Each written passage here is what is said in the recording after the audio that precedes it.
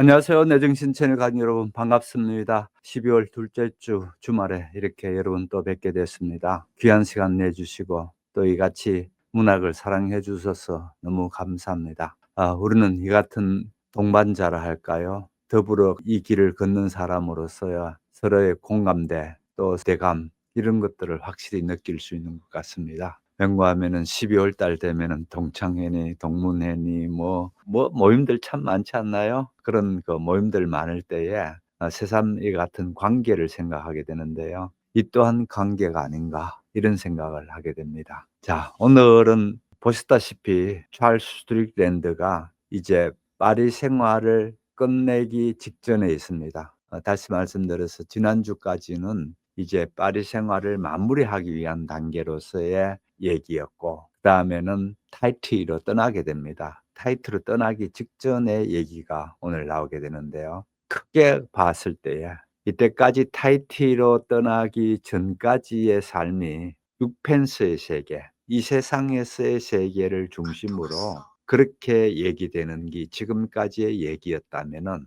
이제 타히티에 들어간 이후부터는 달의 세계에 대해서 쭉 얘기가 되어집니다. 이런 부분 구성도 재밌죠. 그런데 이 같은 이 이전에 6펜스적인 파리 생활에서 마지막 요 경계점 되는 부분이 오늘 밤 얘기인데, 요것도 상당히 의미가 있습니다. 왜 그런가 하면은 일종의 문명 생활에서의 마지막 제2 의식이라 합니다. 어떤 큰 일이 일어나기 전에 일종의 제사 지내는 것처럼 예, 그래서 그걸 제2 의식이라고 하고요. 또는 가톨릭적으로 얘기하게 되면은 연옥이나 마찬가지입니다. 새로운 삶을 천국에 들어가기에 앞서서 연옥에서 일정 기간 머물렀다가 이제 천국으로 들어가듯이 바로 요런 상황입니다. 그래서 오늘 얘기는 파리에서 마지막 제2 의식, 마지막에 이 제2 의식을 통해서 세상적인 것, 그런 육펜서적인 것에 대한 마무리가 여기서 일어나고요.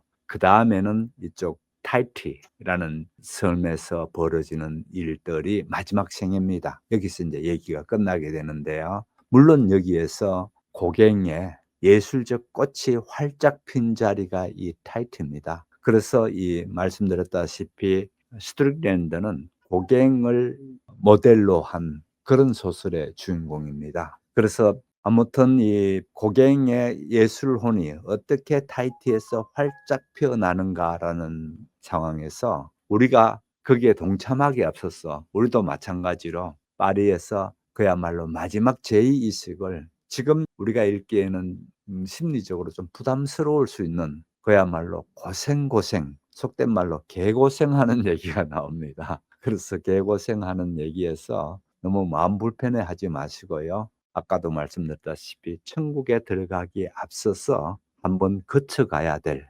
요단강을 건너듯이 거쳐가야 천국에 들어가거든요. 그렇게 거쳐가는 과정이 있다, 이렇게 보시면은 앞으로 타히티에서 어떤 일이 벌어질까 이런 기도도 될 수도 있고요. 또 한편으로 산다는 것은요, 이같이 늘 이 뭡니까, 우여곡절이 있기 마련이죠. 아시다시피 늘 편안하게 일정하게 됐다 그러면 극히 드물긴 한데 그런 사람들도 있는 것 같아요. 편안하게 이렇게 늘 일정하게 살아온 그런 분들 같은데, 그런 분들의 공통 특징이 뭔가 하면은요, 사람이 별로 생기가 없어요. 별로 생기가 없고 오만 산전수전 공중전까지 다 겪은 사람일수록 어떤 생기가 있습니다. 한 예를 들어 보십시오. 파도를 잘 탈 줄 아는 사람일수록 바다에 대해서 잘 알고 바다에 대해서 적극적으로 대처할 줄 아는 사람입니다. 물결이 치는 대로 흘러가겠다는 사람치고 그렇게 생기 있는 사람이 없거든요.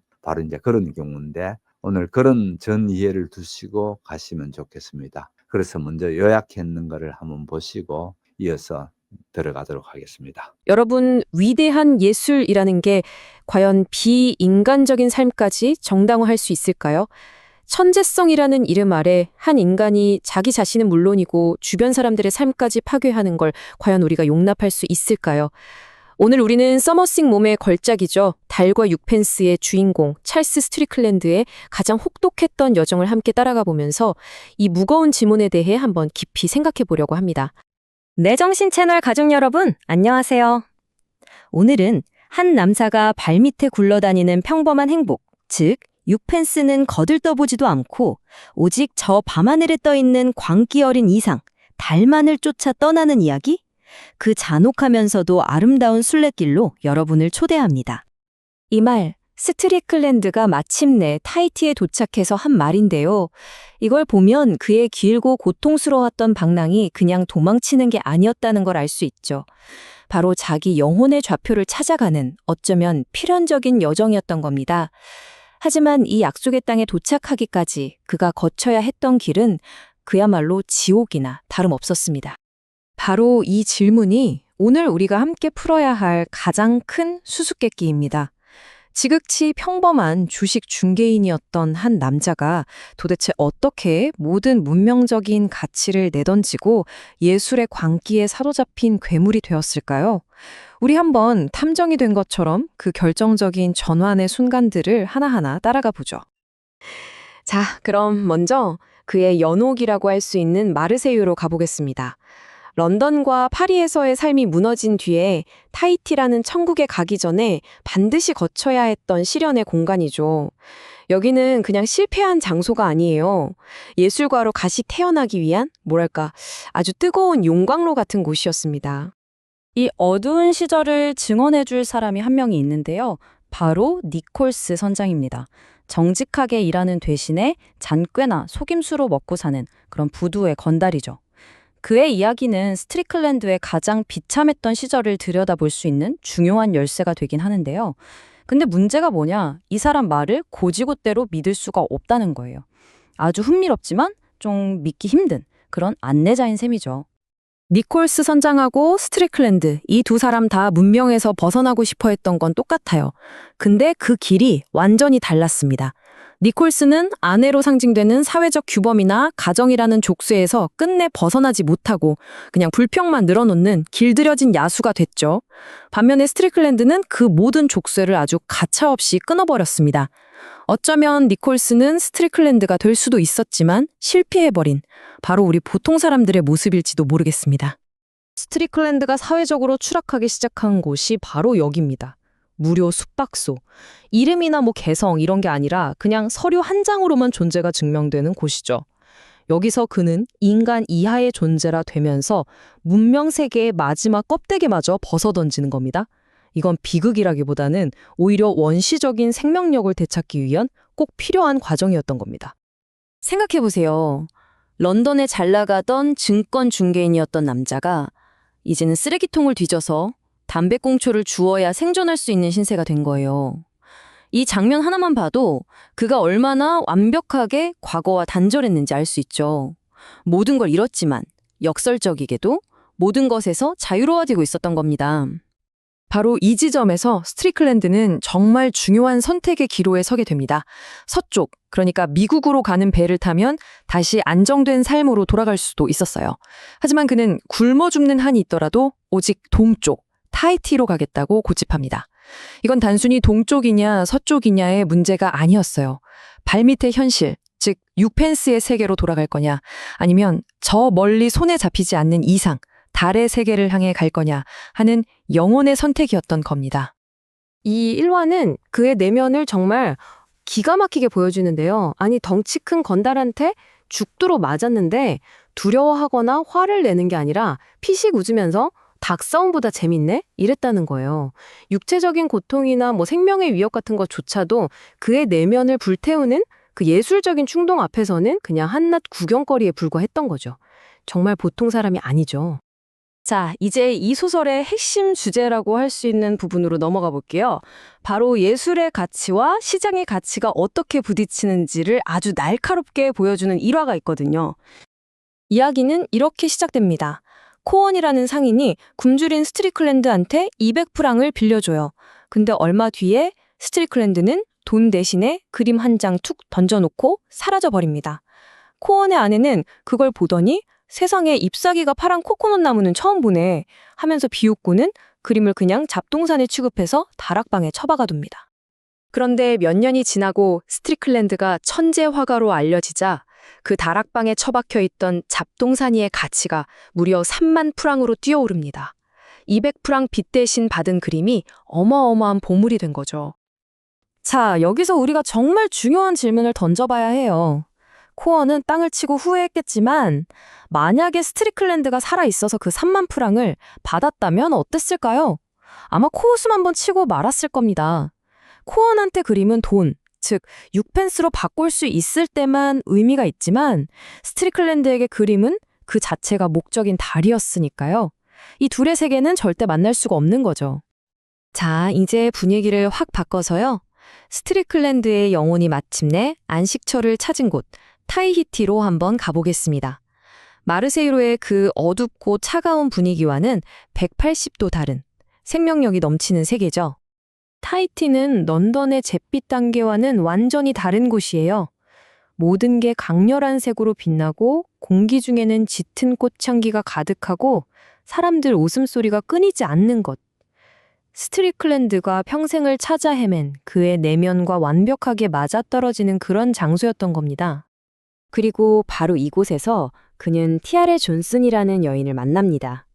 이 사람은 그냥 한 명의 캐릭터가 아니에요. 뭐랄까, 타히티의 원시적인 모성의 그 자체를 상징하는 대지의 어머니 같은 존재죠. 그녀의 거대한 몸집은 추한 게 아니라 이 섬이 가진 넘치는 생명력과 풍요로움을 보여주는 아주 경이로운 상징이었습니다. 중요한 건 그녀는 스트리클랜드를 판단하지 않고 그냥 있는 그대로 받아줬다는 거예요. 티아레가 살아가는 방식은 아주 단순하고 명쾌해요. 무슨 도덕적인 잣대로 사람을 평가하는 게 아니라 인간의 본능을 자연스럽게 받아들이는 거죠. 스트리클랜드가 뭐 대단한 천재 화가라서가 아니라 그냥 바싹 마르고 돈 없는 불쌍한 남자라서 돌봐준 겁니다. 스트리클랜드는 아마 태어나서 처음으로 누구에게도 판단받지 않고 그냥 존재할 수 있는 자유를 느꼈을 거예요. 결국 스트리클랜드는 자신의 영혼의 고향을 찾은 겁니다. 그가 남긴 이 한마디, 예전에 여기서 살았던 것 같아.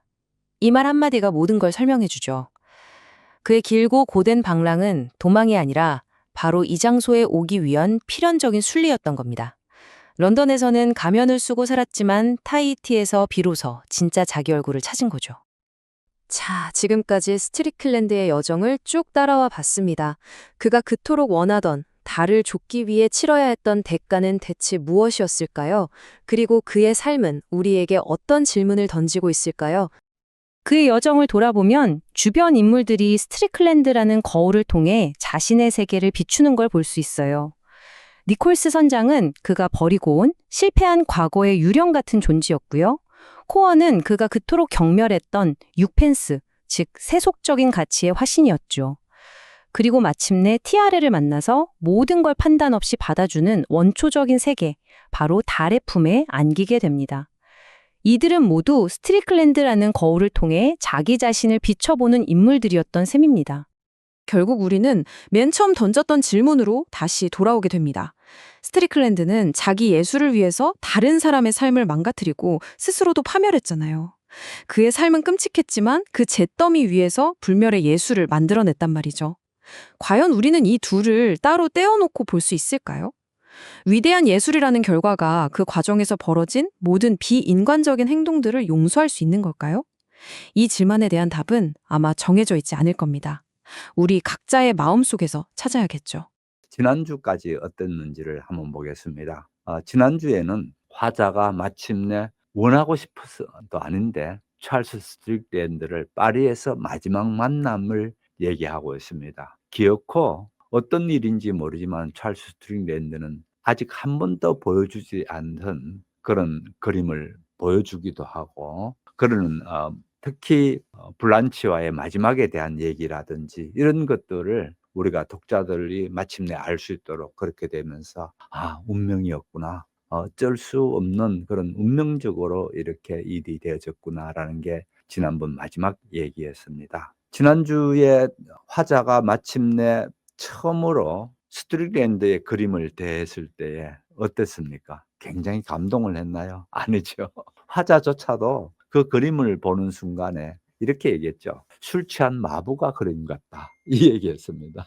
이 그림이 이해가 잘 안 되더라는 겁니다. 예. 그런 부분을 갖게 되는 게 화자의 얘기였다면은 오늘 얘기들은 그 같은 스트릭랜드와 이 화자의 인제 더 이상 직접적인 만남은 없습니다. 그렇게 인제 헤어지게 됐었는데 오랜 세월이 또 지나갑니다. 이미 찰스 스트릭랜드는 죽고 난 뒤의 얘기입니다. 찰스 스트릭랜드는 죽고 난 뒤에 찰스 스트릭랜드와 마지막 파리에서 함께 있었던 선장에 대한 얘기가 나옵니다. 선장의 입을 통해서 우리가 마지막 찰스 스트릭랜드가 파리 생활을 어떻게 마무리됐는가를 간접적으로 듣게 됩니다. 그렇게 되는 얘기가 오늘 시작되는 부분일 텐데요. 이같이 선장은 지금까지 소설이 여기에 화자 중심으로 소설이 쭉 연결돼 왔다면은 이제는 니콜스 선장이라는 이 선장이 또 등장해서 선장이 얘기해 준 얘기를 통해서 우리는 또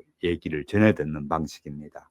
재밌게 구성되어 있죠. 첫 번째 화자가 이렇게 나와서 쭉 자기 얘기를 하다가 니콜스 선장이라는 사람이 등장하면서 니콜스 선장을 통해서 찰스 스트릭랜드가 지난번 마지막 만남을 끝이라고 했지 않습니까? 끝나고 난 뒤에 파리에서 못 만났던 과정들을 이 니콜스 선장을 통해서 얘기를 듣게 되지요. 그렇다면은 이 니콜스 선장은 소위 말하는 마지막 이 화자가 자기가 모르고 자기께는 잃어버린 시간이죠. 찰스 스트릭에 대해서 모르고 있었으니까. 모르고 지냈던 마지막 잃어버린 시간에 대해서 정보를 제공해 주는 사람으로서의 선장이 등장하는가 하면은 이 니콜스 선장의 등장에도 보면 좀 재밌는 부분들이 있습니다. 다시 말씀드려서 역시 능숙한 작가가 참 재밌게 썼다. 저는 그런 생각이 들었습니다. 우선 외양을 보게 되면은요. 니콜스 선장은 말라 빠진 몸, 반백에 짧고 억센 콧수염, 부러진 누런 이빨. 어떻게 되나요?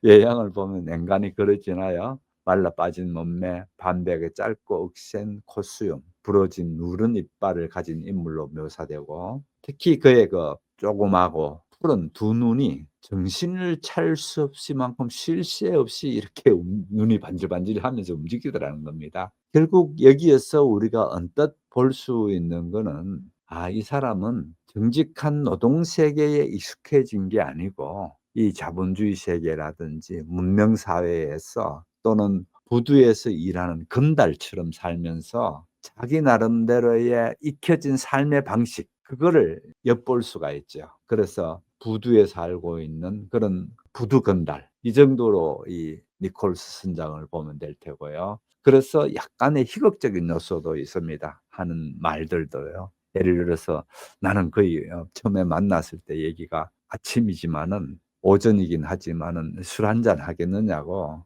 그렇게 하니까 나는 거의 금주하는 편이다. 그렇게 하면서 금주하는 편이다. 그렇게 하면서 결국은 캐네디언 위스키를 부어서 서로 마시는 것.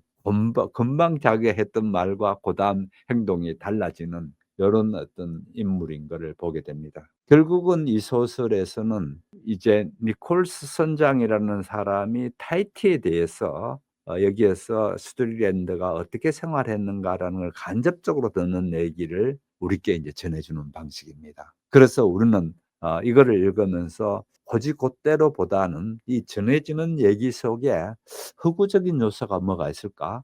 사실일까?' 이런 생각을 가져야만 제대로 인제 이해할 수가 있도록 되어지죠. 예. 그러면은 실제 오늘 본문부터 한번 들어가 보도록 하겠습니다. 타이리에 온 지 얼마 안 되었을 때 나는 니콜스 선장을 만났다. 어느 날 아침 호텔 테라스에서 아침을 먹고 있는데 그가 와서 자기소개를 했다. 내가 찰스 스픽랜드에게 관심을 갖고 있다는 말을 들었다면서 그에 대해 이야기하고 싶어 왔다는 것이다. 타이리 역시 영국 시골처럼 소문을 좋아하는지 내가 스틱랜드의 그림에 관해 한두 마디 물었던 게 금세 사방에 퍼져버린 모양이었다. 나는 이 낯선 이에게 아침 식사는 했느냐고 물어보았다. 예. 난 일찌감치 커피를 마십니다. 그는 대답했다. 하지만 위스키 한 모금쯤이야 괜찮겠죠? 나는 중국인 종업원을 불렀다. 이거 너무 이르지 않나요? 그가 말했다. 그건 선생께서 선생의 감과 상의해서 결정할 문제 아닌가요? 내가 대꾸했다. 실은 거의 금주하는 편이지요. 그렇게 말하면서 그는 캐나디안 클럽 위스키를 반잔이 넘게 직접 따랐다. 그는 웃을 때마다 부러진 누런 이빨을 대보였다. 사내는 말라빠진 몸에 키는 보통을 넘지 않았고 반백의 머리를 짧게 깎았으며 역시 반백의 짧고 억센 코스튬을 기르고 있었다. 2~3일은 면도를 하지 않는 듯했다. 얼굴에 깊은 주름이 패였고 오랫동안 햇볕 아래서 생활했는지 얼굴이 갈색으로 그을려 있었다. 조그맣고 푸른 두 눈은 정신을 차릴 수 없을 만큼 쉴 새 없이 움직였다. 그의 눈길이 재빠르게 움직이면서 나의 사소한 동작까지도 쫓아다녔다. 그러고 보니 영락없이 천하의 악당 같은 인상이었다. 하지만 이 순간만은 아주 소탈하고 친근한 사내였다. 허름한 카키색 옷을 입고 있었는데 손은 어찌나 지저분한지 씻었으면 좋겠다는 생각이 들 지경이었다. 스트릭랜드는 내가 잘 압니다. 그는 의자 등받이에 기댄 몸을 뒤로 젖히고 내가 권한 시가에 불을 붙이면서 말했다. 실은 내가 소개해서 이 섬에 오게 되었죠. 어디서 만났는데요? 마르세유에서 만났어요. 선생은 거기서 뭘 하셨습니까? 그는 환심을 사려는 미소를 지었다. 글쎄, 그저 부둣가에서 떠돌았던 것 같소이다. 이자의 행색으로 보면 지금도 당시의 공안 처지를 조금도 벗어난 것 같지 않았다. 그래서 나는 되레 마음 편하게 알고 지낼 만하다는 느낌이 들었다. 부두의 떠돌이들과 어울리면 늘 뭔가 부담되는 점이 없지 않지만 그래도 즐거운 데가 있다. 가까이 하기가 수월하고 말 상대로서도 서글서글하다. 좀처럼 거드름 피우는 일이 없고 술 한 잔 권하기만 하면 속마음을 다 털어놓는다. 이들과 친해지는데 번거로운 절차 같은 거 필요 없다. 그저 이야기를 귀담아 들어주기만 하면 그들은 금방 상대를 신뢰할 뿐 아니라 고마워하기까지 한다. 그들은 얘기하는 즐거움을 인생의 커다란 낙으로 삼고 있는데 얘기 솜씨로 보면 이들 세계의 문명이 뛰어남을 알 수 있다. 이들은 대부분 얘기를 재미있게 한다. 이들에게는 폭넓은 경험과 풍부한 상상력이 멋지게 조화를 이루고 있다. 교활한 점이 없다고야 할 수 없겠지만 법이 힘을 가지고 행사될 때에는 이들도 법을 꽤 참을성 있게 존중하는 편이다. 이들과 포커를 하는 것은 위험하지만 그들의 솜씨가 이 노름, 세상에서 제일 재밌는 특이한 재미를 더해주는 면도 없지 않다. 나는 타이리를 떠나기 전에 이 니콜스 선장을 아주 잘 알게 되었다. 그를 알게 된 덕분에 얻은 게 많다. 내가 그에게 시가와 위스키 값을 대고 거의 금주하는 편이라면서 칵테일은 한사코 거절했다. 그가 때로 내게 무슨 호의나 베풀 듯 점잖게 돈을 빌려갈 때면 몇 달러의 돈이 내 주머니에서 그의 주머니 속으로 들어가긴 했지만 그것들은 그가 나를 즐겁게 해준 일에 비하면 아무것도 아니었다. 아직도 나는 그 빚을 다 갚지 못하고 있다. 따라서 주제에서 벗어나서는 안 된다는 이유로 그에 관한 얘기를 한두 줄로 끝내고 만다면 양심상 미안한 일이 아닐 수 없다. 니콜스 선장이 처음에 무슨 이유로 영국을 떠났는지는 모른다. 그 일에 관해서는 좀처럼 입을 열지 않았고 그와 같은 기질의 사람에게 대놓고 묻는 것도 별로 신중한 일은 아니다. 억울한 화를 입었다는 말을 슬쩍 비친 일이 있었다. 하여간 그가 자신을 부당한 희생자로 여기고 있었던 것만은 틀림없다. 나는 이런저런 형태의 사기나 폭력 같은 것을 상상해 보기도 했는데 그가 고국의 관리들이 지나치게 형식만 따진다고 말했을 때에는 맞장구를 치지 않을 수 없었다. 하지만 고국에서 기분 나쁜 일을 당했으면서도 애국심만은 변함없이 열렬한 것을 보고 나는 기분이 좋았다.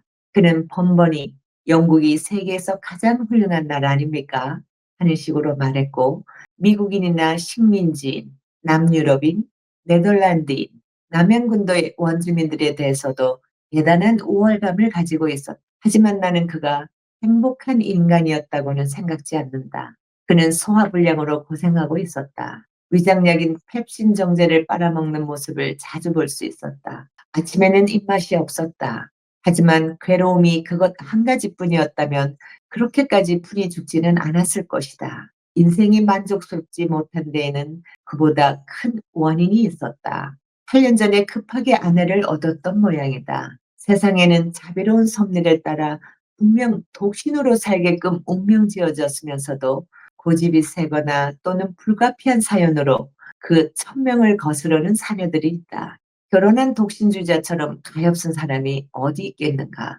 니콜스 선장도 그런 사람 가운데 하나였다. 나도 그의 아내를 만나본 적이 있는데 28살 정도로 보이는 여자였다. 하기야 이런 타입의 여자는 언제 봐도 나이를 짐작하기가 힘들다. 20살 적에도 지금과 다르지 않았을 것이고 40살이 되어도 나이가 더 들어 보이지 않을 것이다. 그녀는 아주 단단하고 야무진 여자라는 인상을 주었다. 얼굴은 별로 곱지 못하고 입술은 작았는데 단단하고 야무져 보였고 피부도 뼈에 단단하고 야무지게 달라붙어 있었으며 미소며 머리칼이며 입은 옷이며 죄다 단단하고 야무지게 보였다. 몸에 걸친 흰 무명옷은 검은 상복처럼 보였다.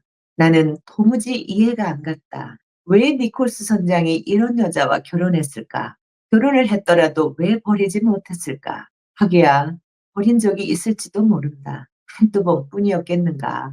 하지만 결국은 제대로 성공을 거두지 못해서 저렇게 우울증이 생긴 것일 게다. 제 아무리 멀리 도망쳐 보아도 제 아무리 아무도 모르는 곳에 꼭꼭 숨어버려도 니콜스 부인은 숙명처럼 냉혹하고 양심처럼 무자비하게 그를 찾아내어 이내 다시 재결합하고야 말았던 것임에 틀림없다. 원인이 결과를 피하지 못하듯 그도 그녀로부터 도망칠 수 없었던 것이다. 건달은 예술가도 그렇고 아마 신사도 그렇겠지만 어느 계급에도 속하지 않는다. 건달은 불황자들이 함부로 구는 태도에도 당황하지 않고 황태자의 에티켓에도 당혹하지 않는다.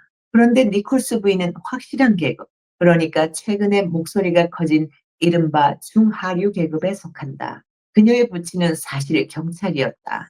모르긴 몰라도 유능한 경찰이었을 것이다. 이 여자가 선장을 왜 꼭 붙들고 있었는지는 알 수 없지만 어쨌든 사랑 때문은 아니었다고 생각된다. 그녀가 말하는 것을 들어본 적은 없지만 두 사람만 있을 때는 말발이 대단했을 것으로 짐작된다. 아무튼 선장은 그녀를 엄청나게 무서워했다. 때로 호텔 테라스에 나랑 함께 앉아 있다가도 그녀가 호텔 앞 거리를 지나가고 있다는 걸 알아차리는 때가 있었다. 그녀는 그를 부르지도 않았고 그가 거기 있다는 것을 아는 척하지도 않았으며 그저 태연스럽게 길을 오르락 내리락 했다. 그럴 때마다 선장은 이상한 불안에 사로잡혀 시계를 보며 한숨을 내쉬곤 하는 것이었다. 그럼 난 가봐야겠습니다.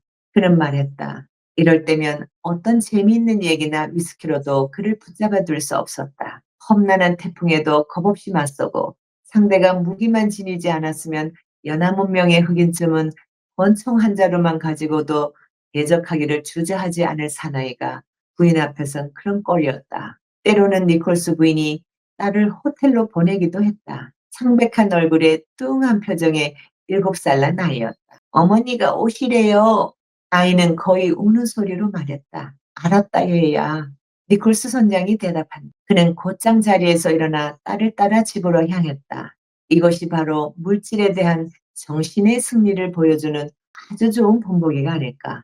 이야기가 다른 데로 흐르긴 했지만 적어도 한 가지 교훈을 얻었다는 소득은 있다. 자, 46장 시작하는 부분을 보시게 되면은 어떻게 니콜스 선장을 만나게 됐는가라는 얘기를 하고 있습니다. 화자는 스트릭랜드의 과거를 쫓기 위해서 그렇게 타이틀을 방문해서 호텔에서 머물고 있는데 찰스 스트릭랜드에 관심이 있어서 이같이 타이틀에 왔다는 얘기가 소문이 퍼지게 되니까 금세 이 소문을 듣고 찾아온 사람이 바로 니콜스 선장입니다. 첫 장면을 한번 보십시오. 영락없이 악당 같은 인상이 들더라는 겁니다. 왜 그런가 하면은 아주 소탈하고 친근한 사내이긴 하지만 또 한편으로는 허름한 카키색 옷을 입고 있었는데 손이 어찌나 지저분했는지 손 밑에 이제 때가 새카맣게 끼었고 이제 그렇게 되겠죠. 좀 씻었으면 좋겠다는 생각이 들 정도로 그러더랍니다. 그러면서 이제 이 친구가 얘기가 내가 스트링랜드를 잘 압니다. 그렇게 얘기하면서 화자가 준 시가에 불을 붙이면서 뒤로 이렇게 젖히고 앉습니다. 그래서 어디서 만났습니까? 그렇게 얘기가 시작됩니다. 마르세유에서의 부둣가에서 그렇게 만났다고 얘기합니다. 그러면서 이 같은 그 부둣가에서 떠돌이 인생 같이 사는 사람들에 대해서 이 화자는 잘 알고 있습니다. 그래서 이 자들에게는 얘기만 잘 경청해 주고 또 술이라도 한 잔 사 주고 그러면은 잘 된다. 얘기가 된다라는 걸 알고 있습니다. 그러면서 이 니콜스 선장 덕분에 내가 몰랐던 파리에서의 마지막 그 생활에 대해서 아는 게 많았다.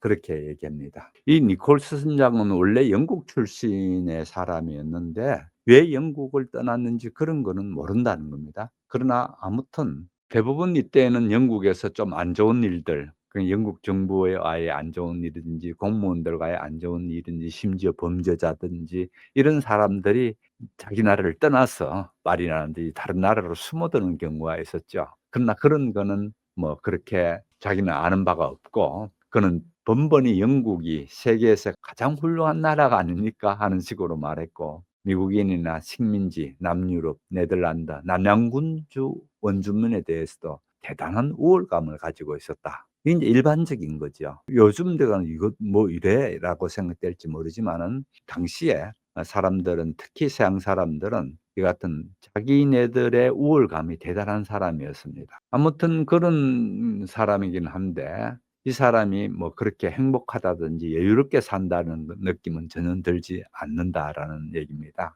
그는 소화불량으로 고생하고 있어서 늘 펩신 정제를 빨아먹고 있으면서 그렇게 하고 있고요. 그러면서 여기에 와서 8년 전에 급히 아내를 하나 구했답니다. 그런데 그 아내는 한 28살쯤 정도로 보이는 여자였고 뭐 아무튼 그러나 28살인지는 잘 모르겠다. 왠가하면 이 사람들의 나이는 좀 짐작하기 어렵기 때문이다 그런다. 그다음에 그녀에 대해서 얘기하는 부분을 우리가 좀 주목할 필요가 있습니다. 그녀는 아주 단단하고 입술은 작았다. 단단하고 야무져 보였다. 피부도 뼈도 단단하고 야무지게 달라붙어 있었으며 미소며 머리칼이며 옷이며 죄다 단단하고 야무지게 보였다. 몸에 걸친 흰 무명옷은 검은 상복처럼 보였다.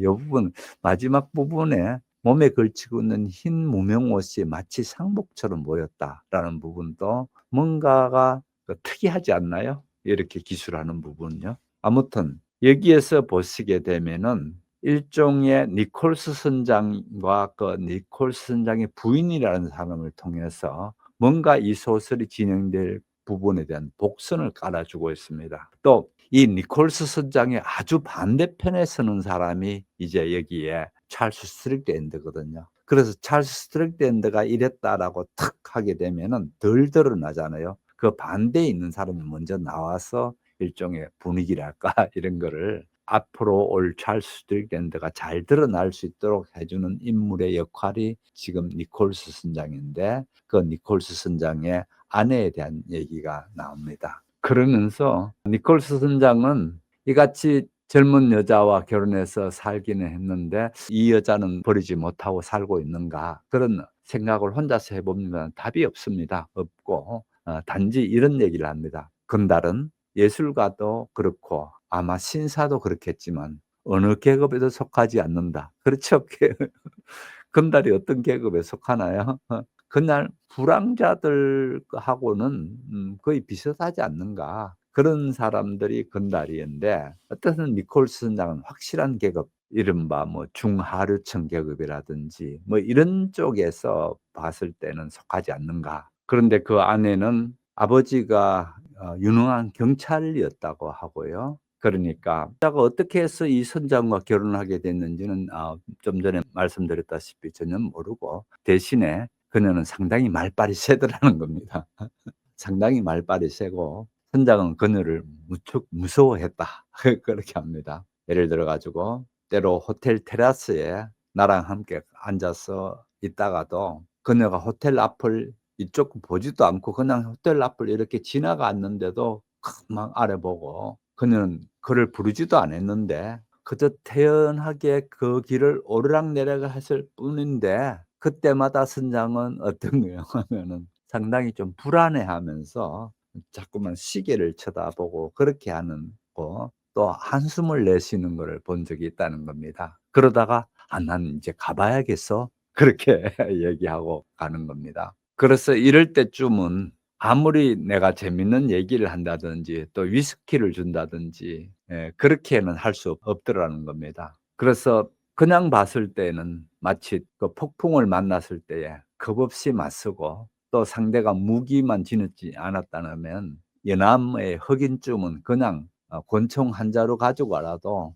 마구 해치울 수 있는 그런 사나이인데도 불구하고 부인 앞에서는 그래서 아주 그런 보잘것없는 꼴로 보이는 그런 사람이더라는 겁니다. 또 들어는 니콜스 선장 부인이 인제 딸을 내보내 가지고 아버지 오시라고 그렇게 인제 딸을 내보내서 호텔에 앉아서 둘이 있을 때에 한 7 살쯤 된 여자아이인데 뚱한 표정으로 여자아이가 와서 "어머니가 오시래요." 그렇게 얘기하면 거의 우는 소리로 아이가 말한답니다. 그렇게 하면 "알았다 얘야." 하면서 니콜스 선장이 얼른 자리에 일어나서 그 딸아이를 따라서 집으로 가는 거를 보면서 그다음에 중요한 단어가 나옵니다. 이것이 바로 물질에 대한 정신 승리를 보여주는 아주 좋은 본보기가 아닐까? 물질에 대해서 정신 어떻든 화자는 이 얘기합니다. 이야기가 다른 데로 흐르기는 했지만 적어도 한 가지 교훈을 얻었다는 소득은 있다. 집안에서 부부관계 한국도 마찬가지지 않나요?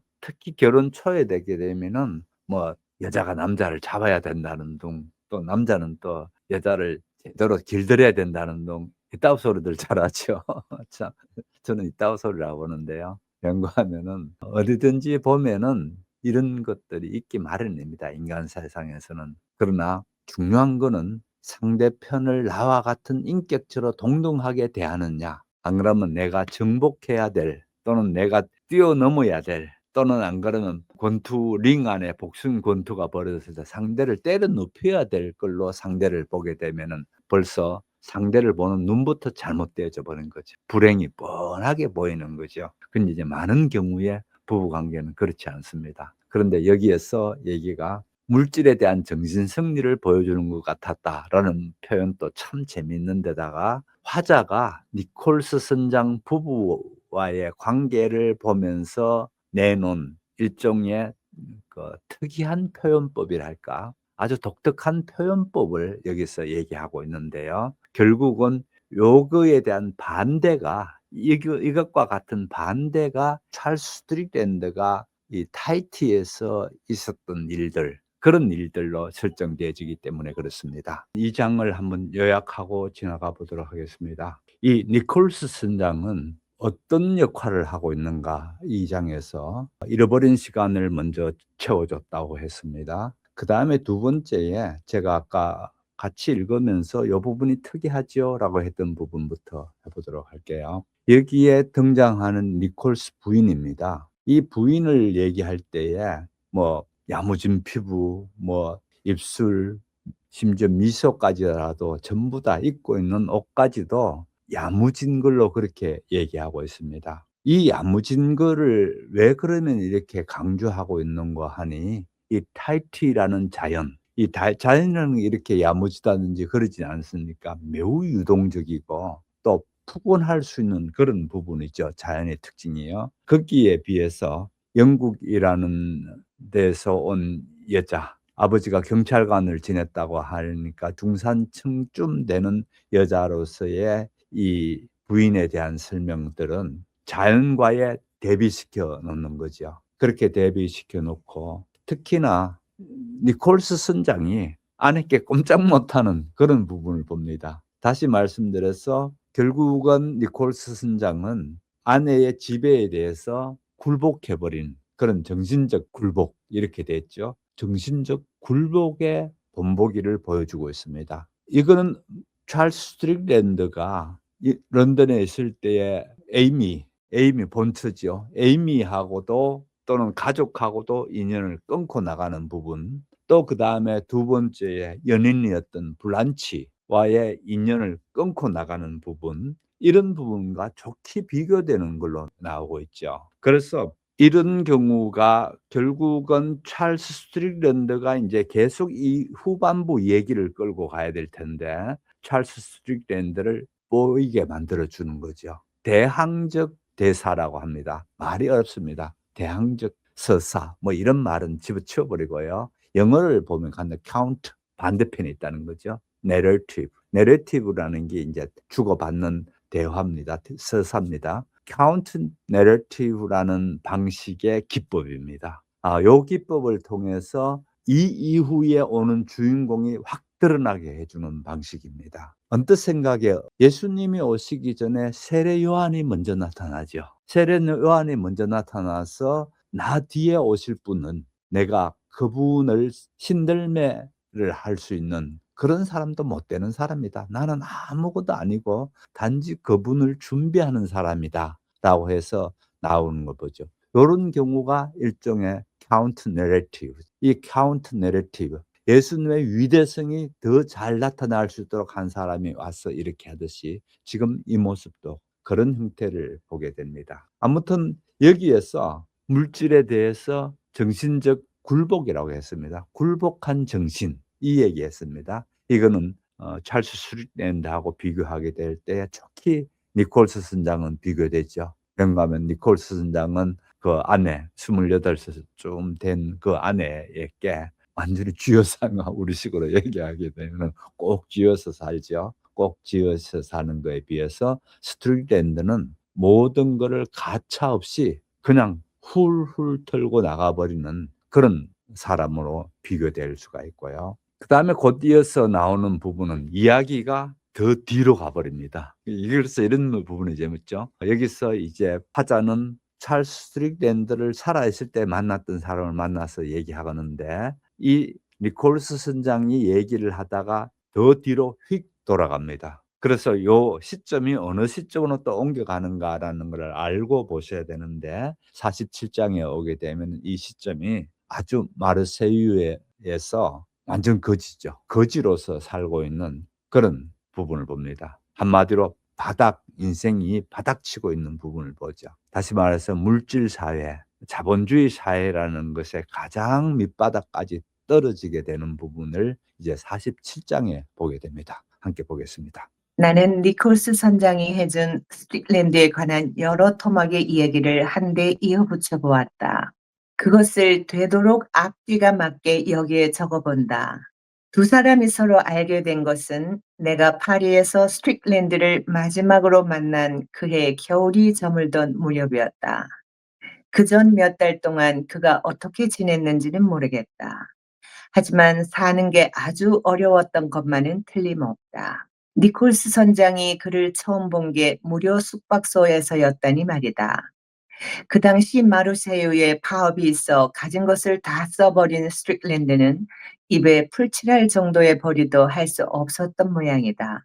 무료 숙박소는 커다란 석조 건물인데 거지나 떠돌이도 서류를 갖추어 담당 수사들에게 자기가 노동자임을 믿게 할 수만 있으면 일주일 동안 잠자리를 얻을 수 있는 곳이었다. 그곳의 문이 열리기를 기다리며 서 있던 사람들 가운데 몸집이 크고 생김새가 특이하여 선장의 눈에 띈 사람이 있었는데 그가 바로 스툭랜드였다.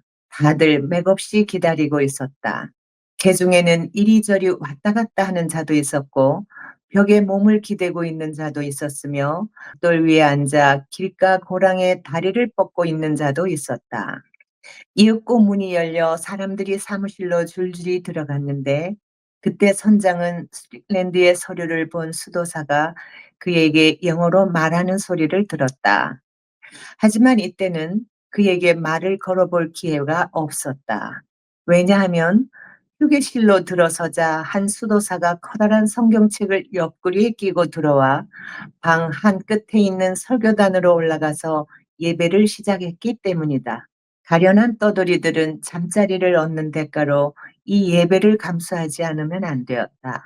그와 스트릭랜드는 서로 다른 방을 할당받았는데 이튿날 아침 5시에 억센 수도사가 하나 와서 다짜고짜 침대에서 끌어내리는 바람에 하는 수 없이 일어나 잠자리를 정돈한 다음 세수를 하고 보니 스트릭랜드는 벌써 어디론가 사라져버리고 없었다. 니콜스 선장은 사르르듯 추운 거리를 1시간이나 헤매다가 뱃사람들이 잘 모이는 빅토르 주얼리 광장으로 걸음을 옮겼다. 가다가 그는 스트릭랜드가 어느 동상 밑둥에 기대앉아 꾸벅꾸벅 졸고 있는 것을 발견했다. 선장은 그를 발로 차서 깨웠다. 여보시오, 가서 아침이나 합시다. 그가 말을 걸었다. 저리 꺼져. 스틱랜드가 대꾸했다. 그건 워낙 어휘가 적은 그의 말투임이 틀림없어 나는 니콜스 선장의 증언을 믿어도 될 만하다고 생각했다. 쪽박차수? 선장이 물었다. 집어쳐. 스틱랜드의 대답이었다. 따라오시오. 아침을 먹여줄 테니. 스틱랜드는 잠시 머뭇거리더니 엉기적거리며 일어났고 두 사람은 빵 급식소로 갔다. 이곳에 가면 허기진 사람들에게 빵 한 조각씩을 나눠준다. 다만 그 자리에서 먹어야지 가지고 나가면 안 되게 되어 있다. 그들은 이곳을 거쳐 스프 급식소로 갔다. 여기서도 일주일 동안 11시와 4시에 멀고 짠 수프를 한 사발씩 얻어먹을 수 있다. 하지만 이 두 건물은 서로 멀리 떨어져 있어 정말 굶주린 사람이 아니면 두 곳을 다 이용하고 싶은 마음이 나지 않는다. 하여간 그렇게 두 사람은 아침을 먹었고 그렇게 찰스 스트릭랜드와 니콜스 선장의 기이한 교우가 시작되었다. 그렇게 두 사람은 마르세유에서 넉 달가량을 같이 어울려 살았던 모양이다. 그 생활에는 예기치 않은 사건이나 스릴 있는 사건이 터지는 모험적인 요소가 전혀 없었다. 그도 그럴 것이 하루하루가 하룻밤 잠자리와 고통스러운 허기를 면할 음식을 얻는 일로 다가고 말았기 때문이다. 하지만 나는 여기서 니콜스 선장이 생생한 얘기 솜씨로 내 상상력을 자극시킨 그 다채롭고 걸쭉한 회고담을 다시 옮길 수 있었으면 한다. 그들이 항구의 밑바닥 생활을 하면서 보고 겪은 얘기만으로도 재미있는 책 한 권이 될 것이고 그들이 만난 온갖 인간 무리들은 이 방면의 연구자가 하나의 완벽한 건달패 사전을 만들기에 충분한 자료가 될 것이다. 그러나 나는 그냥 몇 문단으로 만족할 수밖에 없다. 내가 받은 인상은 그들의 삶이 강렬하고 거칠고 야만적이고 다채로우며 쾌활하다는 것이었다. 거기에 비하면 내가 알고 있던 마르세유, 감정 표현이 유난스럽고 명랑하며 부자들로 바글거리는 안락한 호텔과 레스토랑으로 가득 찬 마르세유는 그저 단조롭고 평범한 도시로 여겨졌다. 나는 니콜스 선장이 묘사한 광경을 직접 자기 눈으로 볼 수 있었던 사람들이 부럽기까지 했다. 무료 숙박소에 더 머물 수 없게 되자 스틱랜드와 니콜스 선장은 터프빌의 신세를 지게 되었다. 이자는 뱃사람들을 상대로 하숙집을 운영하는 사람인데 우람한 주먹을 가진 거구의 혼혈로 일자리를 잃은 선원이 다시 배에서 일을 얻을 때까지 숙식을 제공하고 있었다. 두 사람은 그곳에서 한 달을 살면서 다른 연하 문명의 스웨덴인, 흑인, 브라질인들과 함께 터프빌이 관리하는 두 개의 방, 가구라고는 하나도 없는 의 마룻바닥 위에서 기거했다. 그리고 날마다 빌과 함께 선장들이 선원을 구하려고 모여드는 빅토르 주얼리 광장으로 나갔다. 빌의 아내는 비대한 몸집에 몸가짐이 해픈 여자였는데 어쩌다 그 지경으로 타락했는지는 아무도 몰랐다. 하숙인들이 날마다 번갈아가며 그녀를 거들어 집안일을 해주었다. 스트릭랜드는 터프빌의 초상화를 그려준다고 그 일에서 빠졌는데 니콜스 선장은 스트릭랜드가 아주 머리를 잘 썼다고 생각했다. 터프빌은 스트릭랜드에게 캔버스며 물감이며 값을 대주었을 뿐만 아니라 밀수한 담배 한 봉지까지 선물로 주었다. 내가 알기로 이때 그린 그 초상화는 아마 지금도 졸리에트 부두 근처 어딘가에 있는 다 쓰러져 가는 조그만 집에 응접실을 장식하고 있을 터인데 지금 그 그림을 팔면 1,500파운드는 나갈 것이다. 스트릭랜드는 오스트레일리아나 뉴질랜드 행배를 탄 다음 거기서 사모아나 타이리로 갈 생각을 하고 있었다. 그가 왜 남태평양으로 갈 생각을 하게 되었는지는 모르겠다. 다만 오래전부터 그가 북쪽 바다보다 더 푸른 바다에 둘러싸인 온통 푸르고 햇볕 가득한 섬을 꿈꾸고 있었다는 것만은 기억한다. 그런데 니콜스 선장이 그런 것을 알고 있었기 때문에 그는 떠나지 않고 따라다녔을 것이다. 타히리에 가면 살기가 더 좋을 것이라고 설득한 사람은 니콜스 선장이었다. 타히리는 프랑스 땅 아닙니까? 선장은 나에게 설명했다. 프랑스 사람들은 그렇게 까다롭게 따지고 들지 않아요. 나도 무슨 말인지 대충 짐작할 수 있었다. 스틱랜드에게는 증명서라는 것이 하나도 없었다. 하지만 생기는 것만 있으면 무슨 일이든 마다하지 않는 터프빌에게는 그는 뱃사람 일자리를 하나 소개해주고 그 대가로 첫 달 봉급은 자기가 챙겼다. 증명서 구하는 일 따위는 별로 까다로운 일도 아니어서 때마침 자기 신세를 지다가 죽어버린 어느 영국인 화부의 서류를 스트릭랜드에게 건네주었다. 하지만 니콜스와 스트릭랜드는 동쪽으로 갈 작정이었는데 공교롭게도 일자리를 얻을 수 있는 배는 서쪽으로 가는 것들 뿐이었다. 스트릭랜드는 미국행 부정기 화물선의 일자리를 2번이나 거절하고 뉴캐슬행 석탄선도 거절해버렸다. 터프빌은 손해만 끼치는 이런 고집통을 참을 수 없어 그가 또 한 차례 거절을 하자 더 볼 것도 없이 스트릭랜드와 니콜스 선장을 모두 자기 집에서 쫓아내버렸다. 두 사람은 다시 떠돌이 신세가 되고 말았다. 터프빌 내 하숙집 식사는 좀처럼 푸짐해 본 적이 없고 먹고 나서도 허기가 제대로 가시지 않았지만 그래도 며칠 동안은 그나마도 아쉬웠다. 그들은 배고픔이 무엇인가를 알게 되었다. 스프 급식소와 무료 숙박소도 그들에게는 출입을 허가하지 않아서 이제 목숨을 연명해주는 유일한 것은 빵 급식소에서 주는 한 조각의 빵뿐이었다. 잠은 아무 데서나 잤다. 때로는 역 근처 대피선로 위에 세워놓은 빈 무게화차에서 자기도 하고 때로는 창고 뒤에 달구지에서 자기도 했다. 하지만 날이 워낙 추웠기 때문에 한두 시간 불편하게 꾸벅거리며 졸다가 다시 거리를 헤매곤 했다. 무엇보다 궁한 것은 담배였다. 특히 니콜스 선장은 담배 없이는 못 사는 사람이라 그는 결국 간밤에 산보객들이 던지고 간 꽁초나 시가 동강이를 찾아 쓰레기통을 뒤지는 신세가 되었다. 파이프에 이것저것 섞어 놓고 피워보니 그것 참 맛이 고약하더군요.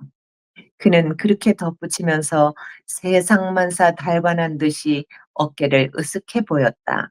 그러면서 내가 권한 케이스에서 시가 2개를 꺼내어 하나는 입에 물고 하나는 호주머니에 집어넣는 것이었다. 자, 그러면은 마르세유에서 어떻게 니콜스 선장은 찰스 스트릭랜드를 만났는가라는 부분에 대한 첫 얘기부터 시작됩니다. 둘 다 당시에 길거리에서 자기도 하고 겨우 자기 몸 하나 부지할 수 없는 그런 사람들입니다. 새끼 식사를 해결 못할 사람들이고요. 이러다 보니까 무료 숙식소에 가서 이제 얻어먹는 그런 거지나 떠돌이들이 가는 길로 그렇게 가게 되는데, 이때는 무료 숙식시는 아무나 하면 밥을 준다든지 그 먹을 거 주는 게 아니고, 이 사람이 노동자였는데 당시에 이제 파리에서 파업이 있었답니다. 그래서 파업이 있었기 때문에 파업으로 인해서 이같이 길거리에 식사를 못하고 내팽개쳐지는 사람이 많으니까 이 사람이 노동자였다는 서류가 하나 있어야 됩니다. 그래서 잠시 노동자였는데 일자리를 잃어서 지금 얻어먹어야 된다는 거를 서류를 보여주게 되면은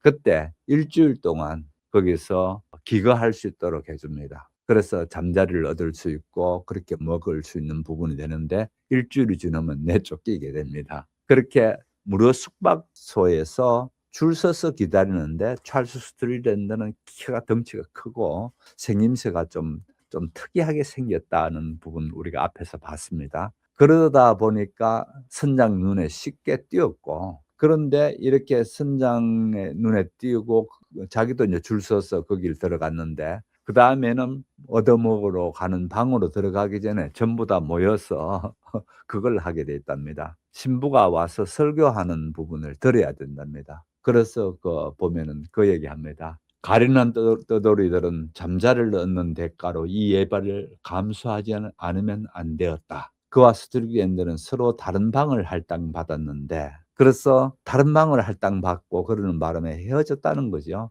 다음날 아침 5시가 되니까 억센 수도사 하나가 와서 다짜고짜로 침대에서 전부 다 사람을 끌어내리더라는 거, 자고 있는 사람들을. 그래서 뭐 추운 길거리에 새벽부터 이제 내쫓기게 됐는데, 쫓겨서 빅토르 젤류 광장, 그 광장을 이렇게 가다가 보니까 찰스 스트릭랜드가 어떤 동상 밑에서 거기에 나와서 꾸벅꾸벅 졸고 있더라는 겁니다. 이제 이때까지는 찰스 스트릭랜드인지 모르겠죠. 어제 봤던 그 사람이니까 발길로 찹니다. 발길로 차면서 "여보시오. 아침이나 함께 합시다." 그 얘기합니다. 그러니까 스트릭랜드가 하는 얘기가 "보면서 저리 꺼져." 그렇게 대꾸를 합니다. 그러니까 선장은 "쪽박 차수?" 이렇게 쪽박 찼느냐고 인제 묻습니다. 그래 뭐 다 뻔하게 쪽박 찼으니까 거기 왔겠죠. "따라오시오."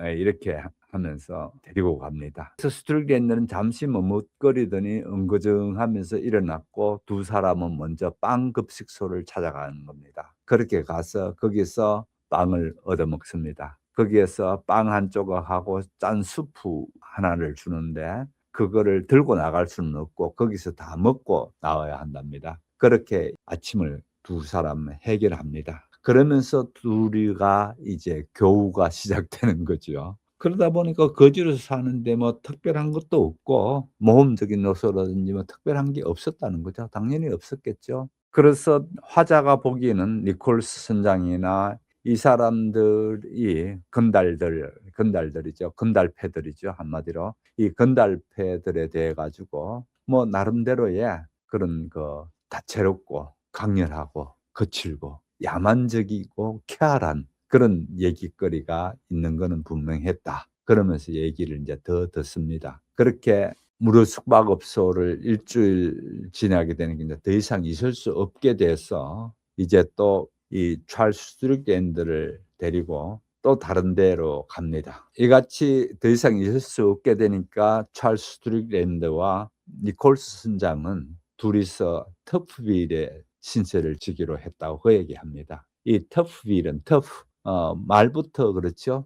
강한 놈이라는 거죠. 거친 놈이라는 거죠. 그 터프빌이라는 사람은 사람들을 상대로 하숙집을 운영하는 사람인데, 우람한 주목을 가진 거구의 혼혈로 일자를 잃은 선원들이 다시 배 일을 얻을 때까지 숙식을 제공한다, 이런 겁니다. 그래서 이 터프윌이 숙식을 제공하는 걸 아니까 거기에 또 데리고 들어갑니다. 그렇게 가서 두 사람이 거기에 있는데, 여기는 돈을 내고 들어가는 게 아니고요. 여기에서 한 달 동안 있으면서 일자리를 찾아서 가야 됩니다. 그러면은 배가 항구에서 들어와서 사람을 구할 때 그 사람들은 이런 여관에 와서 뭐 어떤 사람을 찾는다, 이런 일할 사람을 찾는다 그러면은 거기에 따라가게 되는데, 이때에 한 달치 월급을 받게 되어 있답니다. 그동안에 이 집에 있으면서 했던 그 돈을 사람을 데리고 가는 사람으로부터 인제 받는 거죠. 그렇게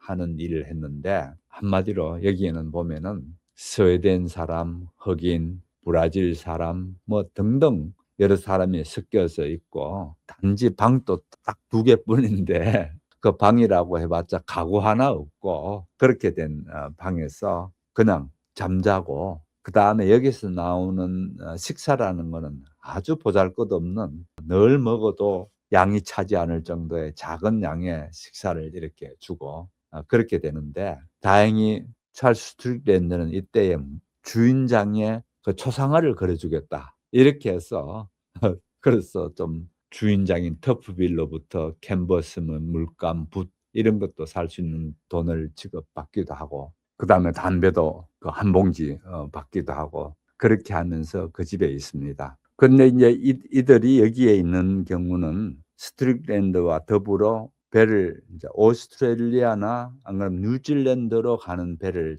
타게 되면은, 남태평양으로 갈 배들이니까 그렇게 되면은 타히티에 갈 수 있을 것 같으니까 이제 그런 배를 타려고 이제 기다리고 있습니다. 그러면서 이 "타히티로 가자."라는 얘기를 니콜스 선장이 얘기를 해 줍니다. 타히티는 프랑스 땅 아닙니까? 그러니 인제 이 사람들은 프랑스 사람 아니죠, 다 사실은요. 그런데 영국 사람인데, 당시에 찰스 스트릭랜드는 증명서를 하나 갖고 있었다는 겁니다. 그래서 증명서가 있어서 프랑스 사람이라면서 그 증명서를 보여주면서 가는 데는 전혀 문제가 없으니까 그렇게 해서 이 사람들은 타히티로 가기로 그렇게 정하고 배를 기다리고 있습니다. 그런데 배들은 여기서 왔다면 다 서쪽으로 가는 배들이랍니다. 뭐 미국으로 간다든지 이런 배들이만 오고 동쪽으로 가겠다는 배들은 거의 안 옵니다. 그러다 보니까 한 달이 다 찹니다. 한 달이 다 차서 이제 또 그 집에서 쫓겨날 신세가 되었습니다. 그래서 결국은 또다시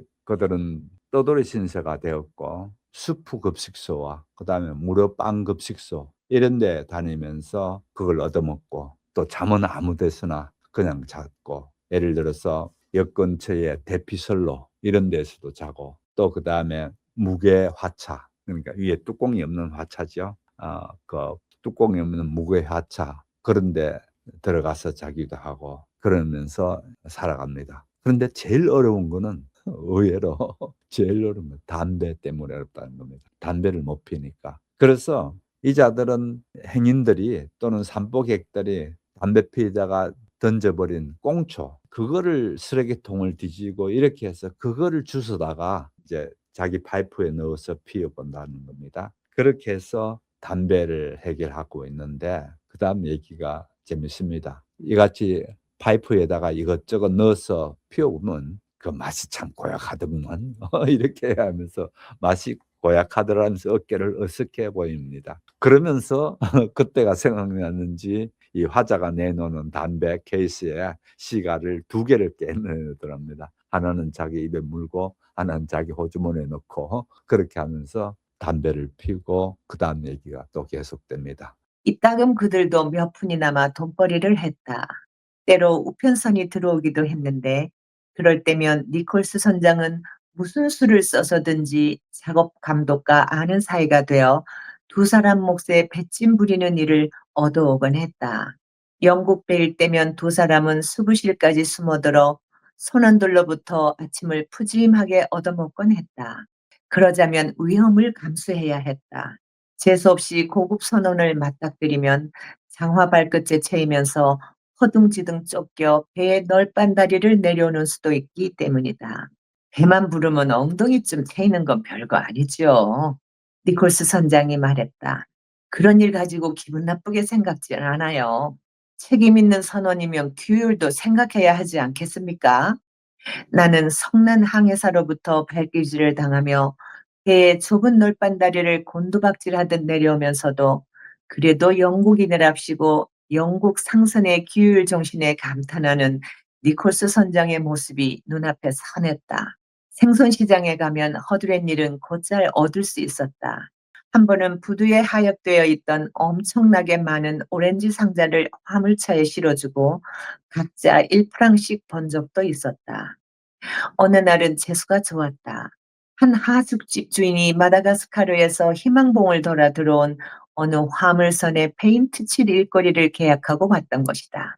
덕분에 두 사람은 며칠 동안 배전에 매단 널판지에 앉아 녹슨 선체에 페인트 칠을 하면서 보냈다.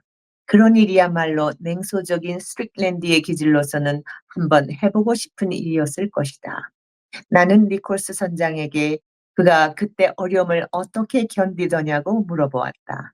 불평 한마디 하는 걸 본 적이 없어요. 선장이 대답했다. 어쩌다 좀 시무룩해지는 때가 있긴 했죠. 하지만 아침부터 빵 한 입 먹지 못하고 그 중국 놈의 집에서 하룻밤 묵을 숙박비가 없어도 당나귀처럼 팔팔 하더라고요. 이 말에 나는 놀라지 않았다. 스틱랜드라면 대개의 사람들이 기가 꺾이고 말 상황에서도 끄떡없이 견딜 수 있는 사내였다. 그게 마음의 평정 덕분인지 성격의 모순 때문인지는 말하기 어렵지만 부둣가 떠돌이 핑크스 헤드라고 부르는 허름한 여인숙은 부테리 거리 근처에 있었는데 한쪽 눈을 잃은 중국인이 운영하고 있었다. 거기에 가서 육수를 내면 간이 침대에서 잘 수 있고 잠수를 내면 마룻바닥에서 잘 수 있었다. 여기서 두 사람은 자기들처럼 비참한 처지에 빠진 사람들과 사귀게 되었다. 이들은 가진 돈이 한 푼도 없고 바깥 날씨가 모질기 추운 밤이면 낮에 단돈 1프랑이나마 벌이를 한 친구에게 하룻밤 지붕 아래 유숙할 돈을 빌리곤 했다. 이들 떠돌이들은 인색하지 않았다. 돈이 있는 친구는 서슴없이 다른 사람들과 나누어 썼다. 온갖 나라에서 모인 사람들이긴 했지만 국적이 우정을 방해하지는 않았다. 왜냐하면 그들은 자기네를 모두 똑같이 포용하는 저 위대한 코케인 왕국의 자유시민처럼 느끼고 있었기 때문이다. 그래도 스트릭랜드라는 친구는 한 번 화를 내면 아주 고약했어요. 니콜스 선장은 생각에 잠기면서 말했다. 하루는 광장에서 우연히 터프빌과 마주쳤죠. 이 친구가 찰리더러 전해준 증명서를 돌려달라고 하는 거예요. 그러니까 찰리가 정 필요하면 와서 가져가라 하더군요. 그 터프빌이라는 친구, 힘께나 쓰는 친구였는데 찰리의 인상을 별로 좋아하지 않았어요. 냅다 욕짓거리를 해대더라고요. 자기가 아는 욕이란 욕은 거의 다 퍼부어대는 것 같았어요. 이 터프빌이라는 친구가 욕짓거리를 하면 들을만 해요. 그런데 말이에요.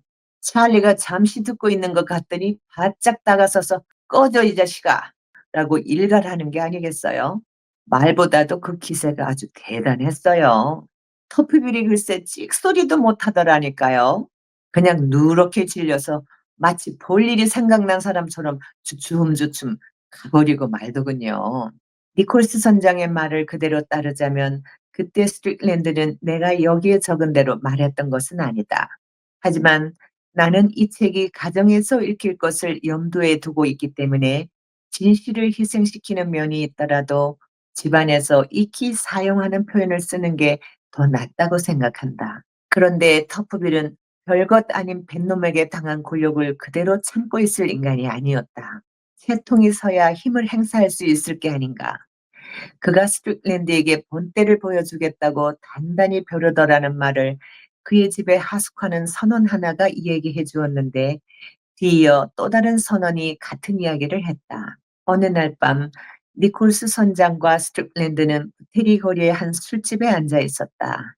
부테리 거리는 방이 한 개씩밖에 없는 단층 집들이 쭉 늘어서 있는 좁은 거리이다. 이 집들은 마치 사람들로 북적대는 장터의 노점이나 서커스의 짐승우리처럼 보인다. 그리고 문간마다 여자가 하나씩 서 있다.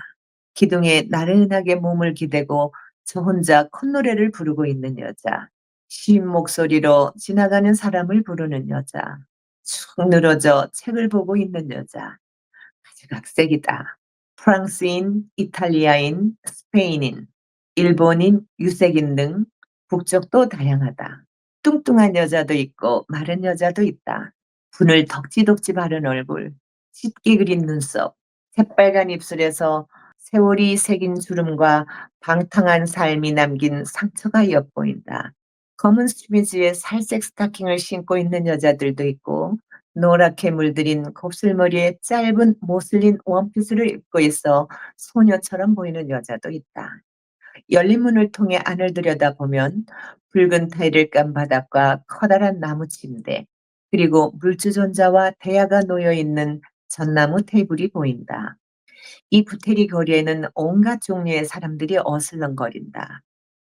반도 동방 정기선의 인도인 선원들, 스웨덴 범선의 금발머리 북구인, 일본 구담의 수병, 영국인 선원, 스페인 사람, 프랑스 순양함의 쾌활한 수병, 미국 부정기 화물선의 흑인 등등. 낮이면 지저분해 보일 따름이지만 밤이면 오두막들의 불빛만으로도 거리는 사악한 아름다움을 띈다. 대기에 가득한 욕정이 숨을 막히게 하고 소름 끼치게 한다. 하지만 이곳의 풍경에는 사람을 쫓아다니며 마음을 어지럽히는 뭔가 신비로운 것이 있다. 어떤 원시적인 힘 같은 것이 있어 그것이 역겨움을 일으키면서 동시에 매혹하는 것만 같다. 여기에는 문명의 점잖음 따위는 죄다 내팽개쳐지고 없다. 그래서 사람들은 음울한 현실과 대면하고 있다는 느낌을 갖게 된다. 강렬하면서 동시에 비극적인 분위기가 감돌고 있는 것이다. 스틱랜드와 니콜스가 앉아있던 술집에서는 자동 피아노가 댄스 음악을 요란하게 울려대고 있었다. 방을 빙 둘러 사람들이 테이블에 앉아 있다. 이쪽에는 예닐곱의 선원들이 술에 취해 왁자하게 떠들고 있고 저쪽에는 한때의 군인들이 앉아 있었다. 방 가운데에서는 많은 사람들이 어울려 쌍쌍이 춤을 추고 있다. 구릿빛 얼굴에 수염을 기른 뱃사람들이 커다랗고 단단한 손으로 상대방을 꽉 껴안고 있다. 여자들은 수미지 하나밖에 걸치지 않았다. 이따금 선원들이 일어나 자기들끼리 춤을 추기도 했다. 얼마나 시끄러운지 귀가 멍멍할 지경이다. 사람들은 노래 부르고 소리치고 웃음을 터뜨렸다. 사내 하나가 자기 무릎에 앉힌 여자에게 한참 동안 입을 맞추자 영국 선원들 사이에서 야유하는 소리가 터져나와 소음은 한결 더 커졌다. 사내들이 묵직한 장화로 바닥을 두들겨 일어나는 먼지와 담배 연기로 공기는 탁하고 흐릿했다. 실내는 후덥지근하다. 목로판 너머에는 한 여자가 아이를 안고 앉아 있다. 넓적한 얼굴에 여드름이 난 자그마한 웨이터가 맥주잔을 얹은 쟁반을 들고 이리저리 바쁘게 왔다 갔다 했다. 그러는 가운데 얼마 있으려니 터프빌이 덩치가 커다란 흑인 둘과 함께 들어왔다. 누가 보아도 알 만큼 벌써 잔뜩 취해 있다. 그는 공연히 시비거리를 찾고 있었다. 그가 군인 셋이 앉아 있는 테이블 쪽으로 비틀비틀 걸어가더니 맥주잔을 엎어버렸다. 당장 거친 말다툼이 벌어졌다. 그러자 술집 주인이 나서서 터프빌에게 나가라고 했다. 주인은 덩치가 크고 억센 사람으로 손님이 허튼 짓을 하면 워낙 참지 못하는 성미였는데 그래서인지 터프빌은 약간 주춤했다. 주인과는 한판 벌리고 싶은 마음이 없었다. 경찰이 그의 편이었기 때문이다.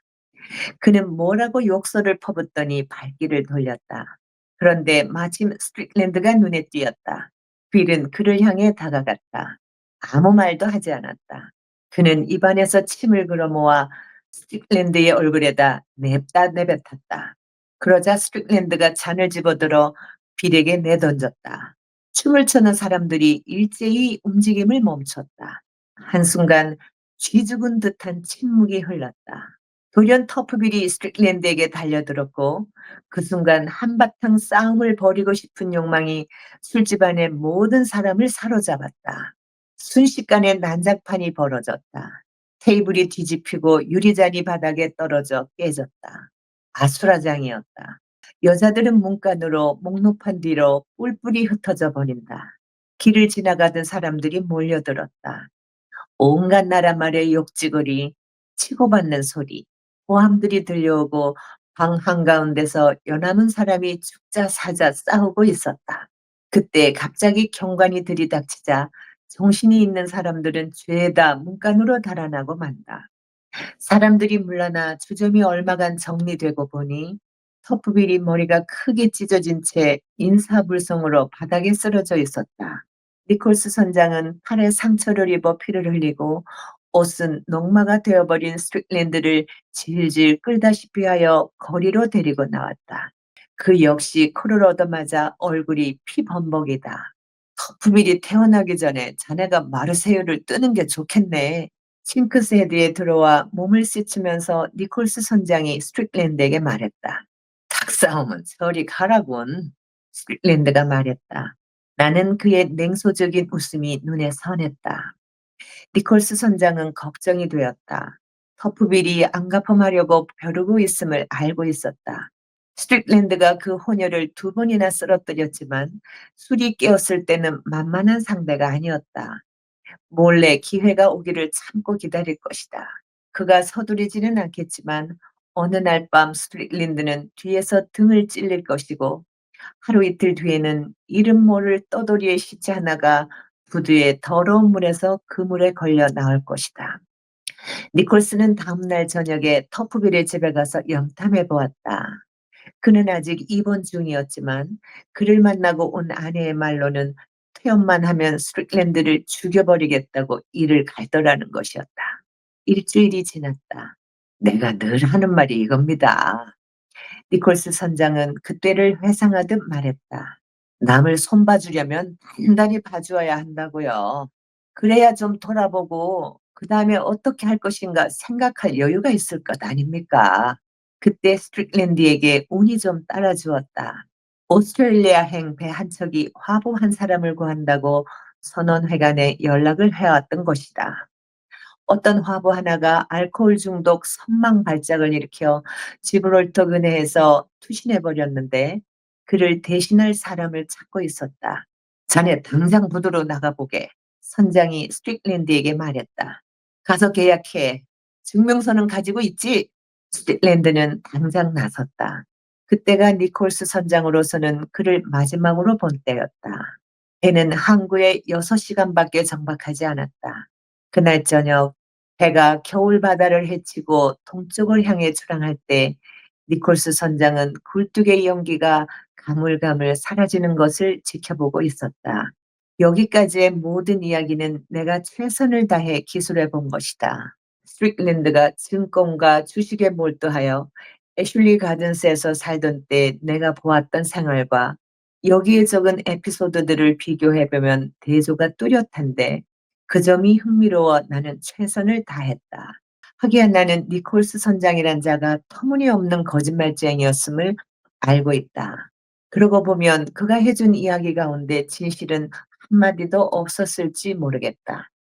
그가 스틱랜드를 한 번도 본 적이 없고 마르세유에 관한 지식도 어느 잡지 나부랭이에서 얻은 것이라 해도 나는 놀라지 않을 것이다.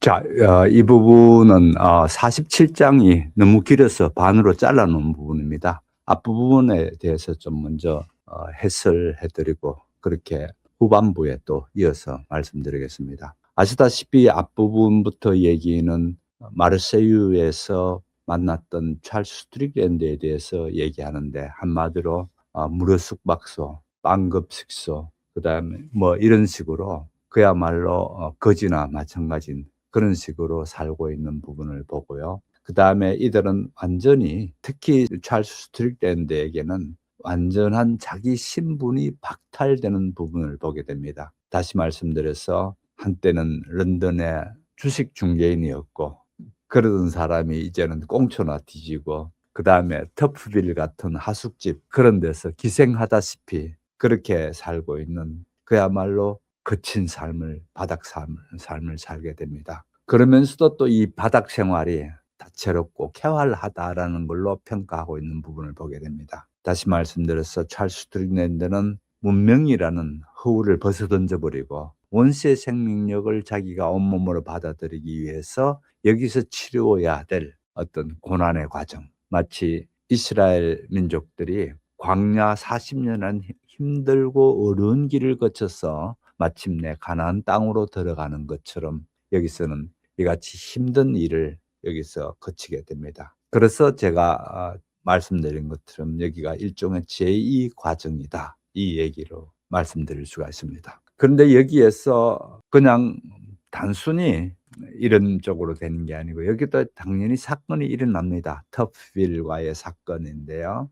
우선 첫 번째로 서쪽과 동쪽이라는 게 나옵니다. 보면은 배를 타려고 한 달 동안 터프빌에서 얻어먹으면서 있어 봤는데 계속 배들이 서쪽으로 가는 배들이 나옵니다. 그래서 못 타고 이제 동쪽으로 가는 배를 기다리다가 결국은 그 집에서 쫓겨났죠. 무슨 얘기입니까? 서양 쪽으로 가는 거는 결국은 이들이 서양 사람들인데 더 이상 여기에서 뭐가 있다고 보지 않습니다. 오히려 동양적인 것에서 동쪽으로 가게 되면은 뭔가 원시적이고 또 달, 이 소설의 주제가 달이지 않습니까? 예술, 달 이런 것들을 이루어낼 수 있는 자리가 막연히 서쪽은 아닐 거라고 보는 겁니다. 그래서 동쪽으로 가서 그런 걸 해결해야 된다. 그래서 이 자들은 정녕 이 자리가 굶어 죽을 정도로 어려운 얘기지만은 일종의 예술적인 순교자의 면모를 여기서 봅니다. 예술적인 것에서 도달하기 위해서 자기 스스로들이 훈련되어지고 광야를 가듯이 그렇게 힘든 길을 가게 되는 순례자라는 겁니다. 그다음에 루부테리 거리에서 벌어진 난투극이 나옵니다. 이것도 참 재밌게 배치를 했죠. 터프빌이 스트릭랜드에게 침을 뱉자 스트릭랜드가 그 잔을 가지고 때리면서 싸움이 벌어지게 됩니다. 이 싸움이 벌어져서 온통 술집 안에 이제 난장판이 되어져 버리고 이 상황을 스트릭랜드는 이렇게 얘기합니다. "닭 사움은 저리 가라군." 닭 사움으로 봅니다 그거를요. 이 부분도 닭 사움으로 보는 어떤 그런 부분도 재밌죠. 그런데 문제는 이같이 터프빌을 그렇게 두들겨 패 버린 스트릭랜드는 또 한편으로 선장이 봤을 때에는 위험하다는 겁니다. 왜냐하면 터프빌 같은 녀석이 이제 병원에서 그렇게 있다가 나와 가지고 틀림없이 복수를 할 건데, 복수를 당하기 전에 먼저 여기를 떠나야 되겠는데 그 마땅히 동쪽으로 가는 배가 없었답니다. 그러던 중에 그들이 일종의 생명의 위협조차 느끼고 있을 즈음에 오스트레일리아로 가는 배가 하나 화보 자리가 있다고 하는 겁니다. 당시는 전기기관이죠. 그래서 전기기관을 하기 위해서 불을 떼야 되는, 석탄을 계속 떼거든요. 그래서 석탄을 떼야 되는 자리가 화부입니다. 그 화부 자리가 있다고 해서, 그래서 화부 자리를 지원해서 그렇게 파리를 떠나게 됩니다. 근데 후반부에 보게 되면은 늘 인제 이같이 사창가가 있기 마련이죠. 그래서 그 사창가를 묘사하는 부분이 나옵니다. 마르세유 빈민가를 붙어 있는 그 사창가가 정확한 아름다움이라고 표현합니다. 밤거리에 있는 욕정과 또 밤거리에 있는 그 불빛, 그 땀 냄새, 인종들, 뭐 흑인, 스웨덴, 중국인, 일본인 할 것 없이 있는 그런 인종들과 이런 것들이 막 혼재되어져 있는데, 스트릭랜드는 자기가 지향하는 예술의 원시성, 그런 것들과 또 예술의 생명성, 이런 것들과 시각적으로 또는 후각적 배경으로서 그렇게 체험하게 됩니다. 그나마 이런 것들이 문명을 등지고 있는 그런 바닥 생활을 보면서 스트릭랜드는 숨쉴 만한 공간이라고 보고, 절대 거기에 대해서 비관적이라든지 거기에 대해서 뭐랄까요, 나쁜 걸로 보지 않고 그것도 아주 씩씩하게 그렇게 받아들이는 부분을 보게 됩니다. 자, 그다음에 48장을 보도록 하겠습니다. 원래 나는 이쯤에서 이 책을 끝내려고 했다. 애초의 계획은 스틱랜드가 보낸 탈리에서의 말년과 그의 끔찍한 죽음에 대한 이야기로부터 시작하여 다시 앞으로 돌아가 내가 알고 있는 그의 초기 시절을 이야기해 볼 생각이었다. 그저 내 취향에 따라 그렇게 하려고 했던 것은 아니다. 그보다는 스틱랜드가 나로서는 알 수 없는 공상들을 외로운 영혼에 담고 자신의 상상력에 불을 지핀 미지의 섬을 향해 떠나는 데서 이야기를 마치고 싶었기 때문이었다. 대개의 사람들이 틀에 박힌 생활의 궤도에 편안하게 정착하는 47살의 나이에 새로운 세계를 향해 출발할 수 있었던 그가 나는 마음에 들었다. 나는 지중해의 북서풍으로 물거품이 인 잿빛바다와 가물가물 사라져가는 프랑스 해안을 바라보고 있는 그의 모습이 눈앞에 선했다. 이 해안을 다시 보지 못하리라는 것을 그는 알았을까? 그의 태도와 정신에는 어딘지 용감하고 담대한 면이 있었다. 나는 이 책을 희망의 분위기로 끝내고 싶었다. 그럼으로써 꺾이지 않는 인간 정신을 강조할 수 있을 것 같았다. 하지만 그게 잘 안 됐다. 어찌된 일인지 이야기가 제대로 만들어지지 않았다. 한두 번 해보다가 포기하는 수밖에 없었다. 보통 방식으로 처음부터 다시 시작했고, 결국은 스트릭랜드의 생애에 대해 내가 알게 된 사실을 순서대로 쓸 수밖에 없다고 결론 지었다. 내가 알고 있는 사실은 단편적인 것들 뿐이다. 나는 이미 소멸해버린 동물을 뼈 하나만 가지고 그 형상뿐 아니라 습성까지 재구성하지 않으면 안 되는 생물학자와도 같은 입장에 있다.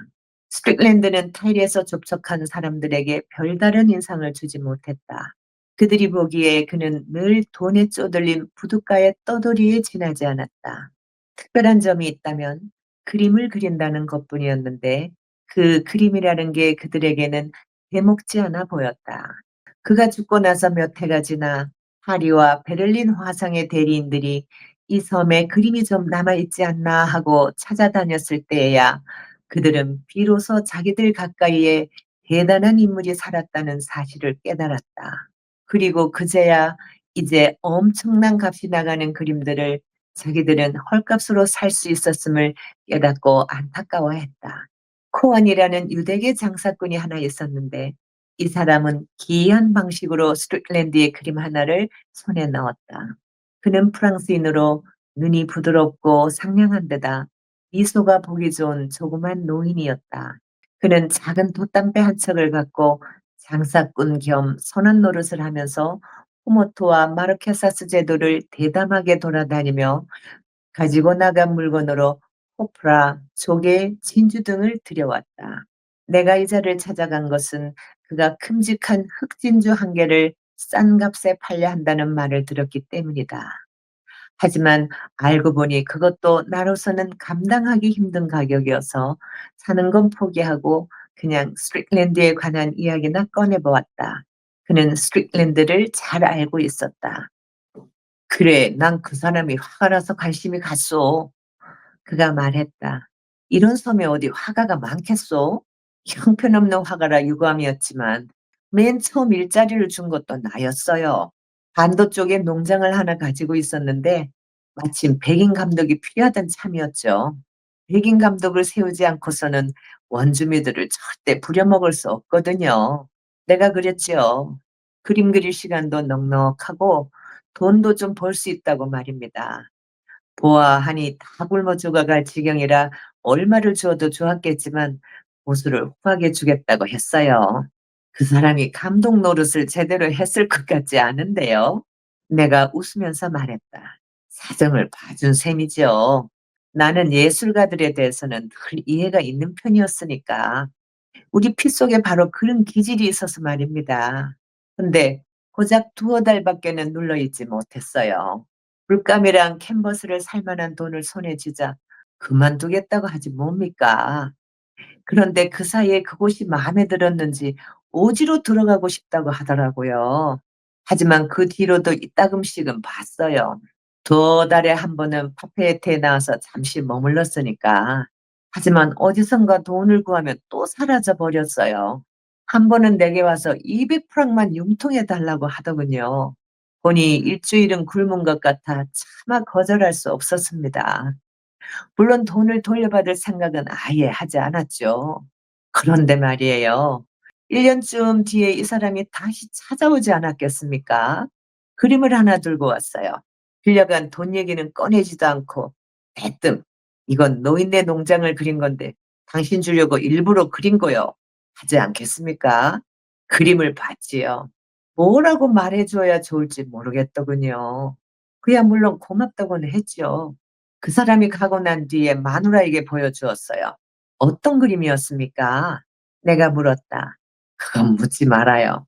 도대체 뭐가 뭔지 종잡을 수 없었으니까. 그런 건 생전 처음 봤어요. 아내에게 이걸 어떻게 하지? 하고 물어보니 아내 말이 그걸 어떻게 걸어요?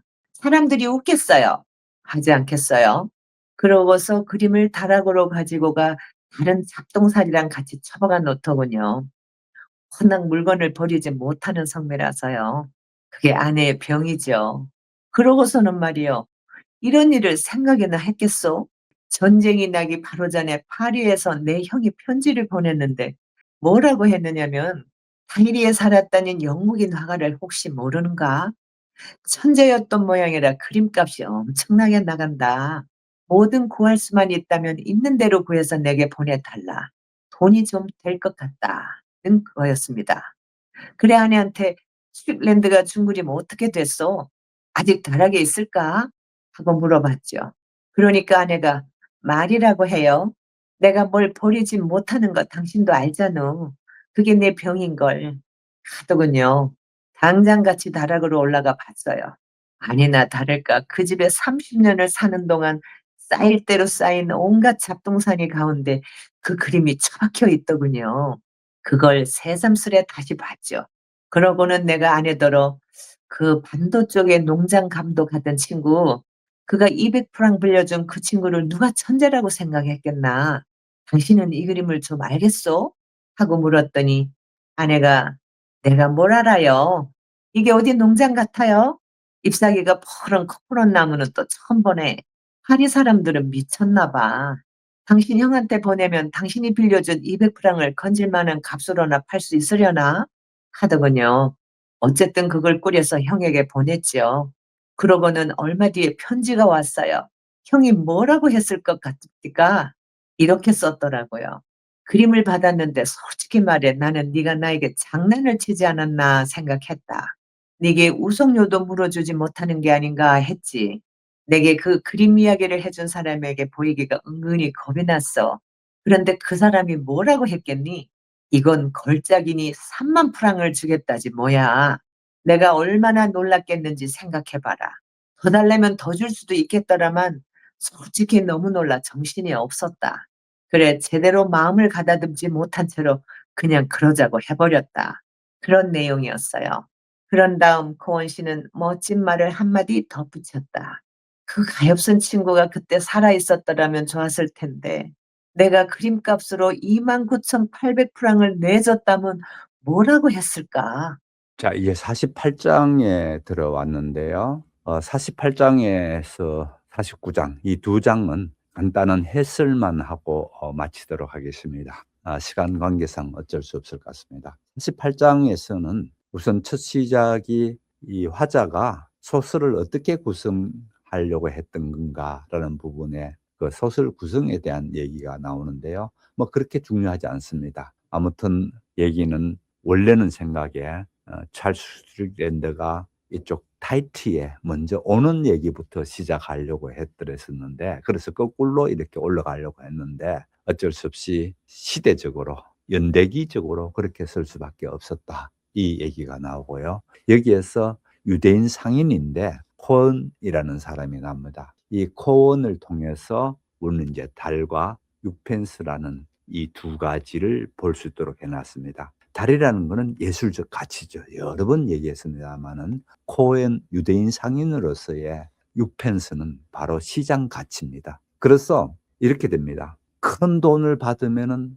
예술적 가치가 큰 걸로 되어지고, 큰 돈을 못 받고 그림이 안 팔리면 예술적 가치가 없는 걸로 이렇게 판단되는 게 흔히 천박한 자본주의적인 그런 거에서 예술을 보는 거에 비해서 예술은 원래 그런 게 아니라는 거죠. 이 화자는 예술은 원래 그런 게 아닌데 어떻든 이 유대인 상인을 여기다가 얘기가 나옵니다. 200프랑을 유대인 상인이, 이 사람은 자기 농장도 갖고 있고 이러는데 찰스 스트릭랜드에게 200프랑을 빌려주고 또는 일자리도 마련해주고 이러는 경험이 있었습니다. 그렇게 했더니 200프랑을 빌려줬는데 나중에 그림 하나를 턱 들고 와서 이 농장을 그린 그림이니까 가지시라고 200프랑 말도 하지 않고 그렇게 해서 그림을 보니까 농장을 그렸다고 그랬는데 뭐 잎사귀, 그 코코넛을 그렸는데 잎사귀가 푸른 나무.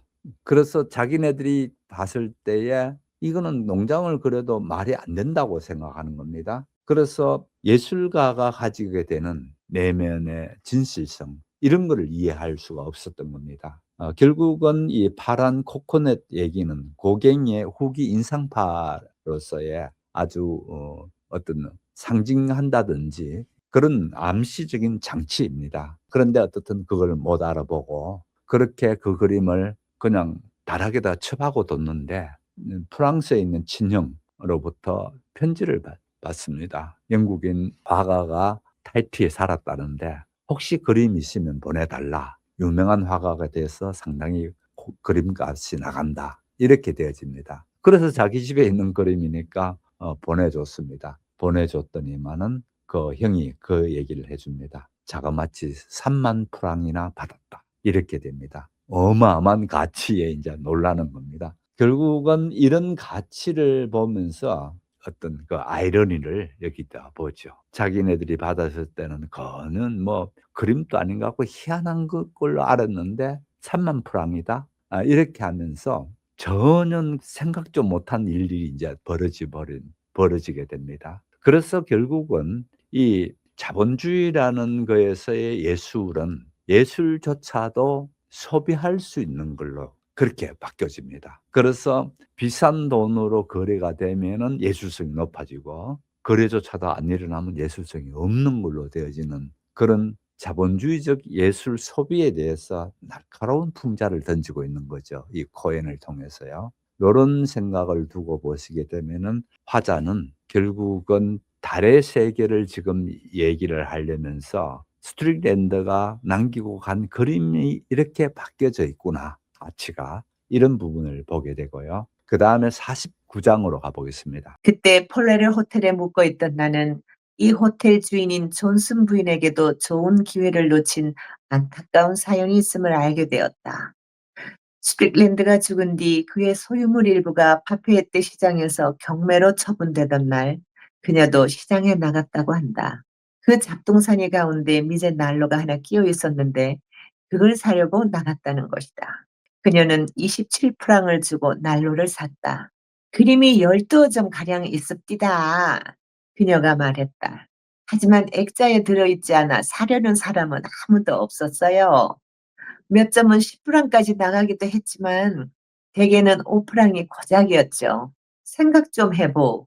내가 그것들을 사놓았더라면 지금쯤 얼마나 부자가 되었겠수? 하지만 티아레 존스는 뭘 해도 부자가 될 만한 여자는 아니었다. 도대체 손안에 돈을 지니고 있지 못했다. 그녀는 타이리에 주저앉은 어느 영국인 선장과 토박이 여자 사이에서 태어났는데 내가 만났을 때 50살에 더 늙어 보였지만 거대한 몸집을 가진 여자였다. 키도 큰데다 살이 이만저만 찐 게 아니어서 사람 좋은 얼굴이 지을 수밖에 없는 마냥 다정한 표정만 아니었더라면 위압적인 여자로 보였을지 모른다. 두 팔이 양의 넓적다리만 했고 젖가슴은 거대한 양배추만 했다. 살이 잔뜩 찐 넓적한 얼굴은 음란하게 여겨질 만큼 발가벗겨진 인상을 주었다. 턱에는 몇 겹인지 알 수 없는 살주름이 겹겹으로 포개져 있었다. 그 살집들은 곧장 질펀한 가슴으로 이어졌다. 보통 때는 헐렁한 분홍색 마더 허버드 가운을 걸쳐 입고 하루 종일 커다란 밀짚 모자를 쓰고 있었다. 그래도 머리를 풀어 내릴 때 보면 자랑 삼아 이따금 그렇게 했는데 검은색의 길고 곱슬곱슬한 머리카락이 고왔다. 눈은 아직 젊음을 잃지 않고 활기가 넘쳤다. 웃음소리로 말하자면 나는 그렇게 매력적인 웃음소리를 처음 들어보았다. 처음에는 목구멍에서 나직하게 울려나와 차츰 커지면서 마침내는 그 거대한 몸을 온통 뒤흔들어 놓는 그런 웃음이었다. 그녀가 좋아하는 것은 세 가지였다. 농담, 한 잔의 술, 미남자. 그러고 보면 내가 그녀를 알게 된 건 일종의 특혜였다. 그녀는 음식 만드는 솜씨가 섬에서 최고였다. 맛있는 음식이라면 자기가 먼저 사족을 못 썼다. 그녀는 아침부터 밤까지 중국인 요리사와 두세 명의 토박이 여자아이가 일하는 주방에 낮은 의자에 걸터 앉아 이것저것 지시를 하기도 하고 이 사람 저 사람과 누구 하나 빼놓지 않고 소탈한 수다를 떨기도 하는가 하면 자기가 생각해낸 별미 음식의 맛을 직접 보기도 했다. 각별한 친구를 대접할 때는 제 손으로 음식을 준비했다. 손님 접대하는 일이라면 무엇보다 좋아해서 이 플라엘 호텔에 먹을 것이 있는 한 이 섬에 들른 사람치고 거기서 한 끼쯤 먹지 않고 가는 사람이 없었다. 그녀는 손님이 돈 계산을 하지 않는다 해서 제 집에서 쫓아내는 법이 없었다. 사정이 되면 언젠가는 치르려니 하고 늘 태평이었다. 형편이 아주 어려워진 사람이 하나 있었는데 그 사람을 몇 달이나 먹이고 재워주었다.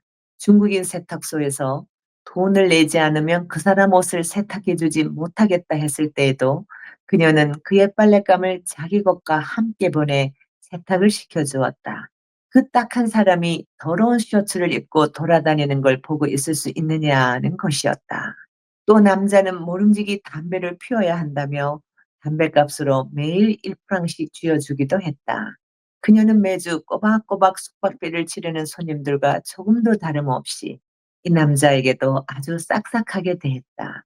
나이도 먹고 몸도 뚱뚱해서 이제 사랑을 하기에는 곤란하게 되었지만 그래도 그녀는 젊은이들의 연애 사건에 대단한 흥미를 보였다. 그녀는 호색을 남녀간의 자연스러운 일로 보았고 이런 일에 관해서라면 자신의 풍부한 경험에서 낳은 가르침과 신뢰를 얼마든지 가지고 있었다. 15살도 안 되었을 때였지요. 아버지가 내게 애인이 있다는 걸 알게 된 건 그녀는 말했다. 열대조라는 배의 3등 항해사였다오. 미남이었지. 그녀는 가벼운 한숨을 내쉬었다. 여자는 첫사랑의 남자를 잊지 못한다고 하지만 그렇다고 그녀가 첫사랑만을 생각하는 것은 아닐 것이다. 아버지는 세상을 아셨어요. 어떻게 하셨는데요? 내가 물었다. 날 죽지 않을 만큼 두들겨 팬 다음 존슨 선장에게 시집을 보내버렸다오. 별로 나쁘진 않았소. 나이야 더 들었지만 그 사람도 미남이었으니까. 티아레.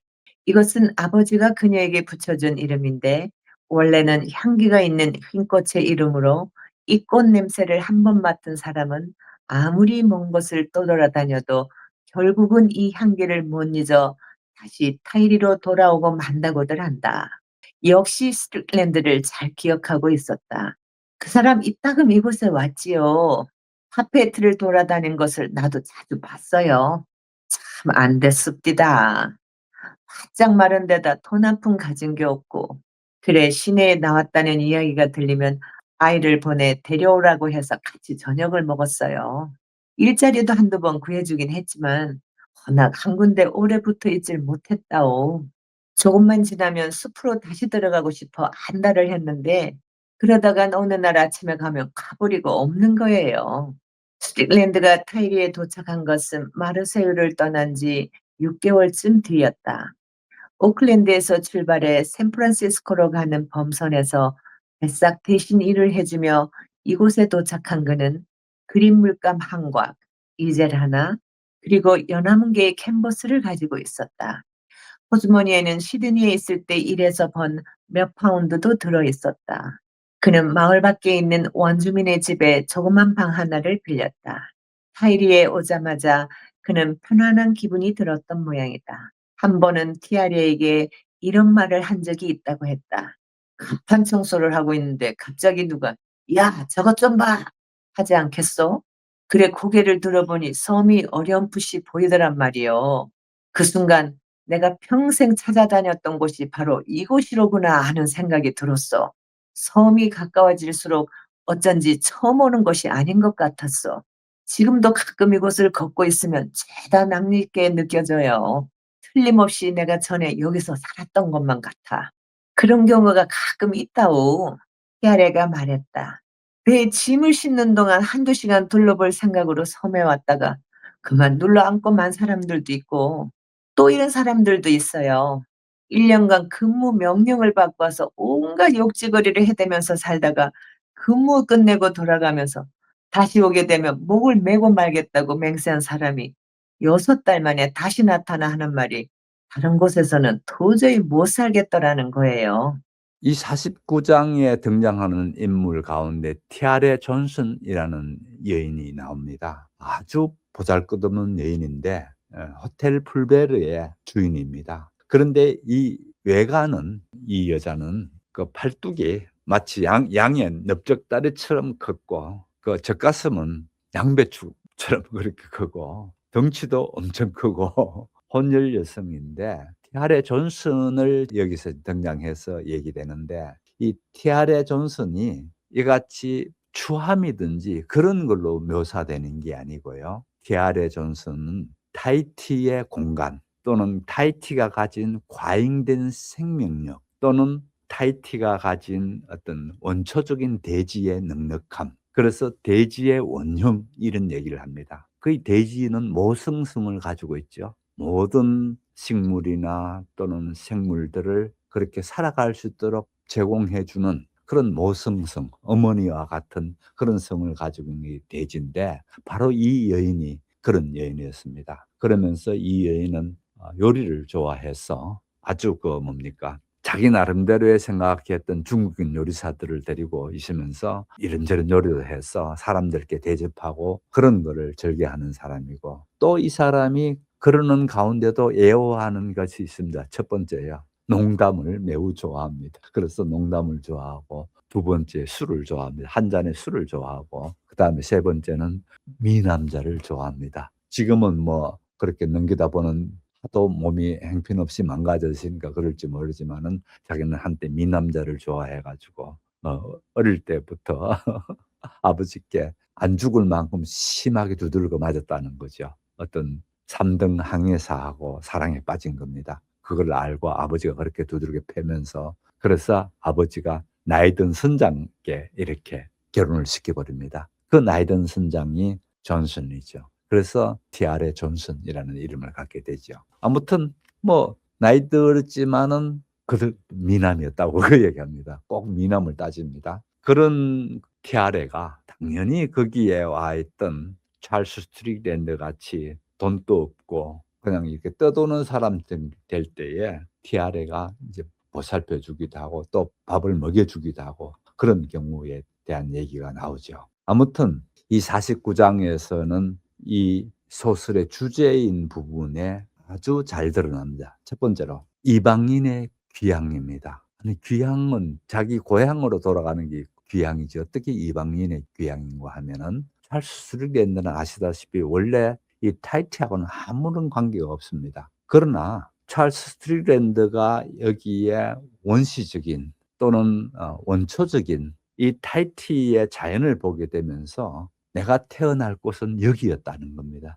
여기가 내가 살아야 될 곳이고 또 여기에 자연물들이 내가 마치 옛날에 봤던 것처럼 되더라는 겁니다. 그래서 여기에서 이방인의 귀향 이런 표현을 쓰고 있습니다. 그래서 마침내 귀향 찰스 스트릭랜드가 돌아온 어떤 그곳이 바로 이 예전에 내가 살았던 것 같은 그런 친근감이 있는 그 고향이었다는 겁니다. 아무튼 이 찰스 스트릭랜드는 이 자리에 온 것이 자본주의 사회에 대해서 도피가 아니고 자기 고향으로 되돌아왔다는 겁니다. 단순한 도피라든지 기행이라든지 방랑이라든지 이런 쪽이 아니었던 거예요. 자기 고향으로 돌아와서 예술 세계를 펼칠 수 있는 자리가 이 자리였다. 이 얘기입니다. 그래서 스트릭랜드는 바로 런던에서의 자기가 살아가는 삶이 가면을 쓰고 사는 삶, 그런 삶이었다면 이제 타히티 여기에 와서 자기는 마침내 맨 얼굴로 살고 있는 세상, 그렇게 되어집니다. 그러면서 그 다음에 티아레에 대한 얘기가 또 나오는데 티아레 역시도 마지막에 찰스 스트릭랜드의 그림들이든지 소장품들을 내놓고 팔게 되는데 그때에 티아레는 자기는 미제날로를 27프랑을 주고 샀다는 겁니다. 그때에 그림 하나라도 사 놓으시면은 그때에 팔리는 게 5프랑 또는 그 액자가 있는 그림 같으면 10프랑 요 정도밖에 안 했다는 겁니다. 그때 그림 하나라도 사 놨으면 어마어마한 부자가 됐을 텐데라는 그 얘기가 나옵니다. 결국은 여기에서 보면은 위대한 사람이 아주 가까이 있을 때는 몰라보지. 그런데 그 사람이 떠나고 난 뒤에 보니까 그 사람이야말로 위대한 사람이었다는 것을 역사 속에서 깨닫게 되는 경우죠. 어떤 경우가 또 생각나나요? 예수님 경우가 생각되지 않나요? 짧은 이 땅에서의 3년밖에 삶이 안 됐습니다. 환영받았나요? 많은 경우에 환영받는 경우보다는 오히려 마지막은 십자가상에서의 마지막을 갖게 되죠. 당시 사회에서 십자가상이라는 거는 정치적인 어떤 그걸 갖고 있는 형벌 가운데 아주 흉악한 십자가 위에서의 형벌을 받는 경우인데 그 형벌을 받은 것만 보더라도 예수님이 이 땅에 왔을 때에 환영받지 못했고 제대로 못 알아봤느냐라는 부분이 여기에서 찰스 스트릭랜드가 살아있을 때에 그 그림을 못 알아본 거에 대한 얘기가 나오죠. 그래서 결국은 이 내용을 이제 전부 다 정리를 하면서 보게 되면은요. 여기에서 결국은 6펜스라는 거는요. 금전적 계산, 미제날로 이런 것들로 되어지는 것처럼 6펜스의 세계입니다. 그러나 찰스 스트릭랜드는 여기에 대해서는 전혀 관심이 없었습니다. 찰스 스트릭랜드는 자기의 이상을 쫓아서 자기의 마치 고향에 돌아온 것 같은 예술 세계를 펼쳐내는 데에서 전부 다가 있었고요. 그래서 결국은 찰스 스트릭랜드는 자본주의 사회에서의 자기 삶은 어땠나요? 시궁창과 같았죠, 사실은. 거기에 비해서 이 타히티에 왔을 때의 찰스 스트릭랜드의 삶은 마침내 영혼의 자유를 얻는 그런 모습으로 그려지고 있습니다. 그래서 결국은 달의 세계에 온전히 된 게 이 타히티에 살았던 찰스 스트릭랜드의 작품 활동 속에서 다 남아있더라. 이런 얘기들입니다. 그래서 우리는 46장, 오늘 했던 46장에서 49장을 통해서 인간으로서의 마지막 껍질을 벗어버리고 예술적 괴물이 된 찰스 스트릭랜드의 탄생 과정을 볼 수가 있고요. 아무튼 이런 거를 찰스 스트릭랜드는 타히티라는 세상에 왔기 때문에, 타히티라는 이 자리에 왔기 때문에 그게 가능했다. 거기에 비해서 콘이라든지 또 티아레라든지 여기에 나오는 사람들은 그 같은 사람을 못 알아봤던 것, 이런 것들이, 또 그럼에도 불구하고 이 사람들은 어떤 위대한 예술가의 어떤 그 편이나 안식처를 제공해 준, 그래서 그 같은 예술적인 대작을 이루어낼 수 있는 토대가 되었더라라는 부분들이 마지막 얘기입니다. 그러면서 찰스 스트릭랜드가 마지막에 타히티의 산봉우리를 보면서 소설의 주제를 관통시켜서 나갑니다. 제목이 우리는 어디서 왔는가? 우리는 누구인가? 우리는 어디로 가는가? 라는 고갱의 제목을 그대로 하면서 영혼의 고향에서 도착한 그의 삶의 여정들은 다음 주에 좀 더 구체적으로 또 계속해서 될 것 같습니다. 함께해 주신 여러분 감사드리고요. 오늘 이만큼 하면서 전체로 마치겠습니다. 대단히 감사합니다.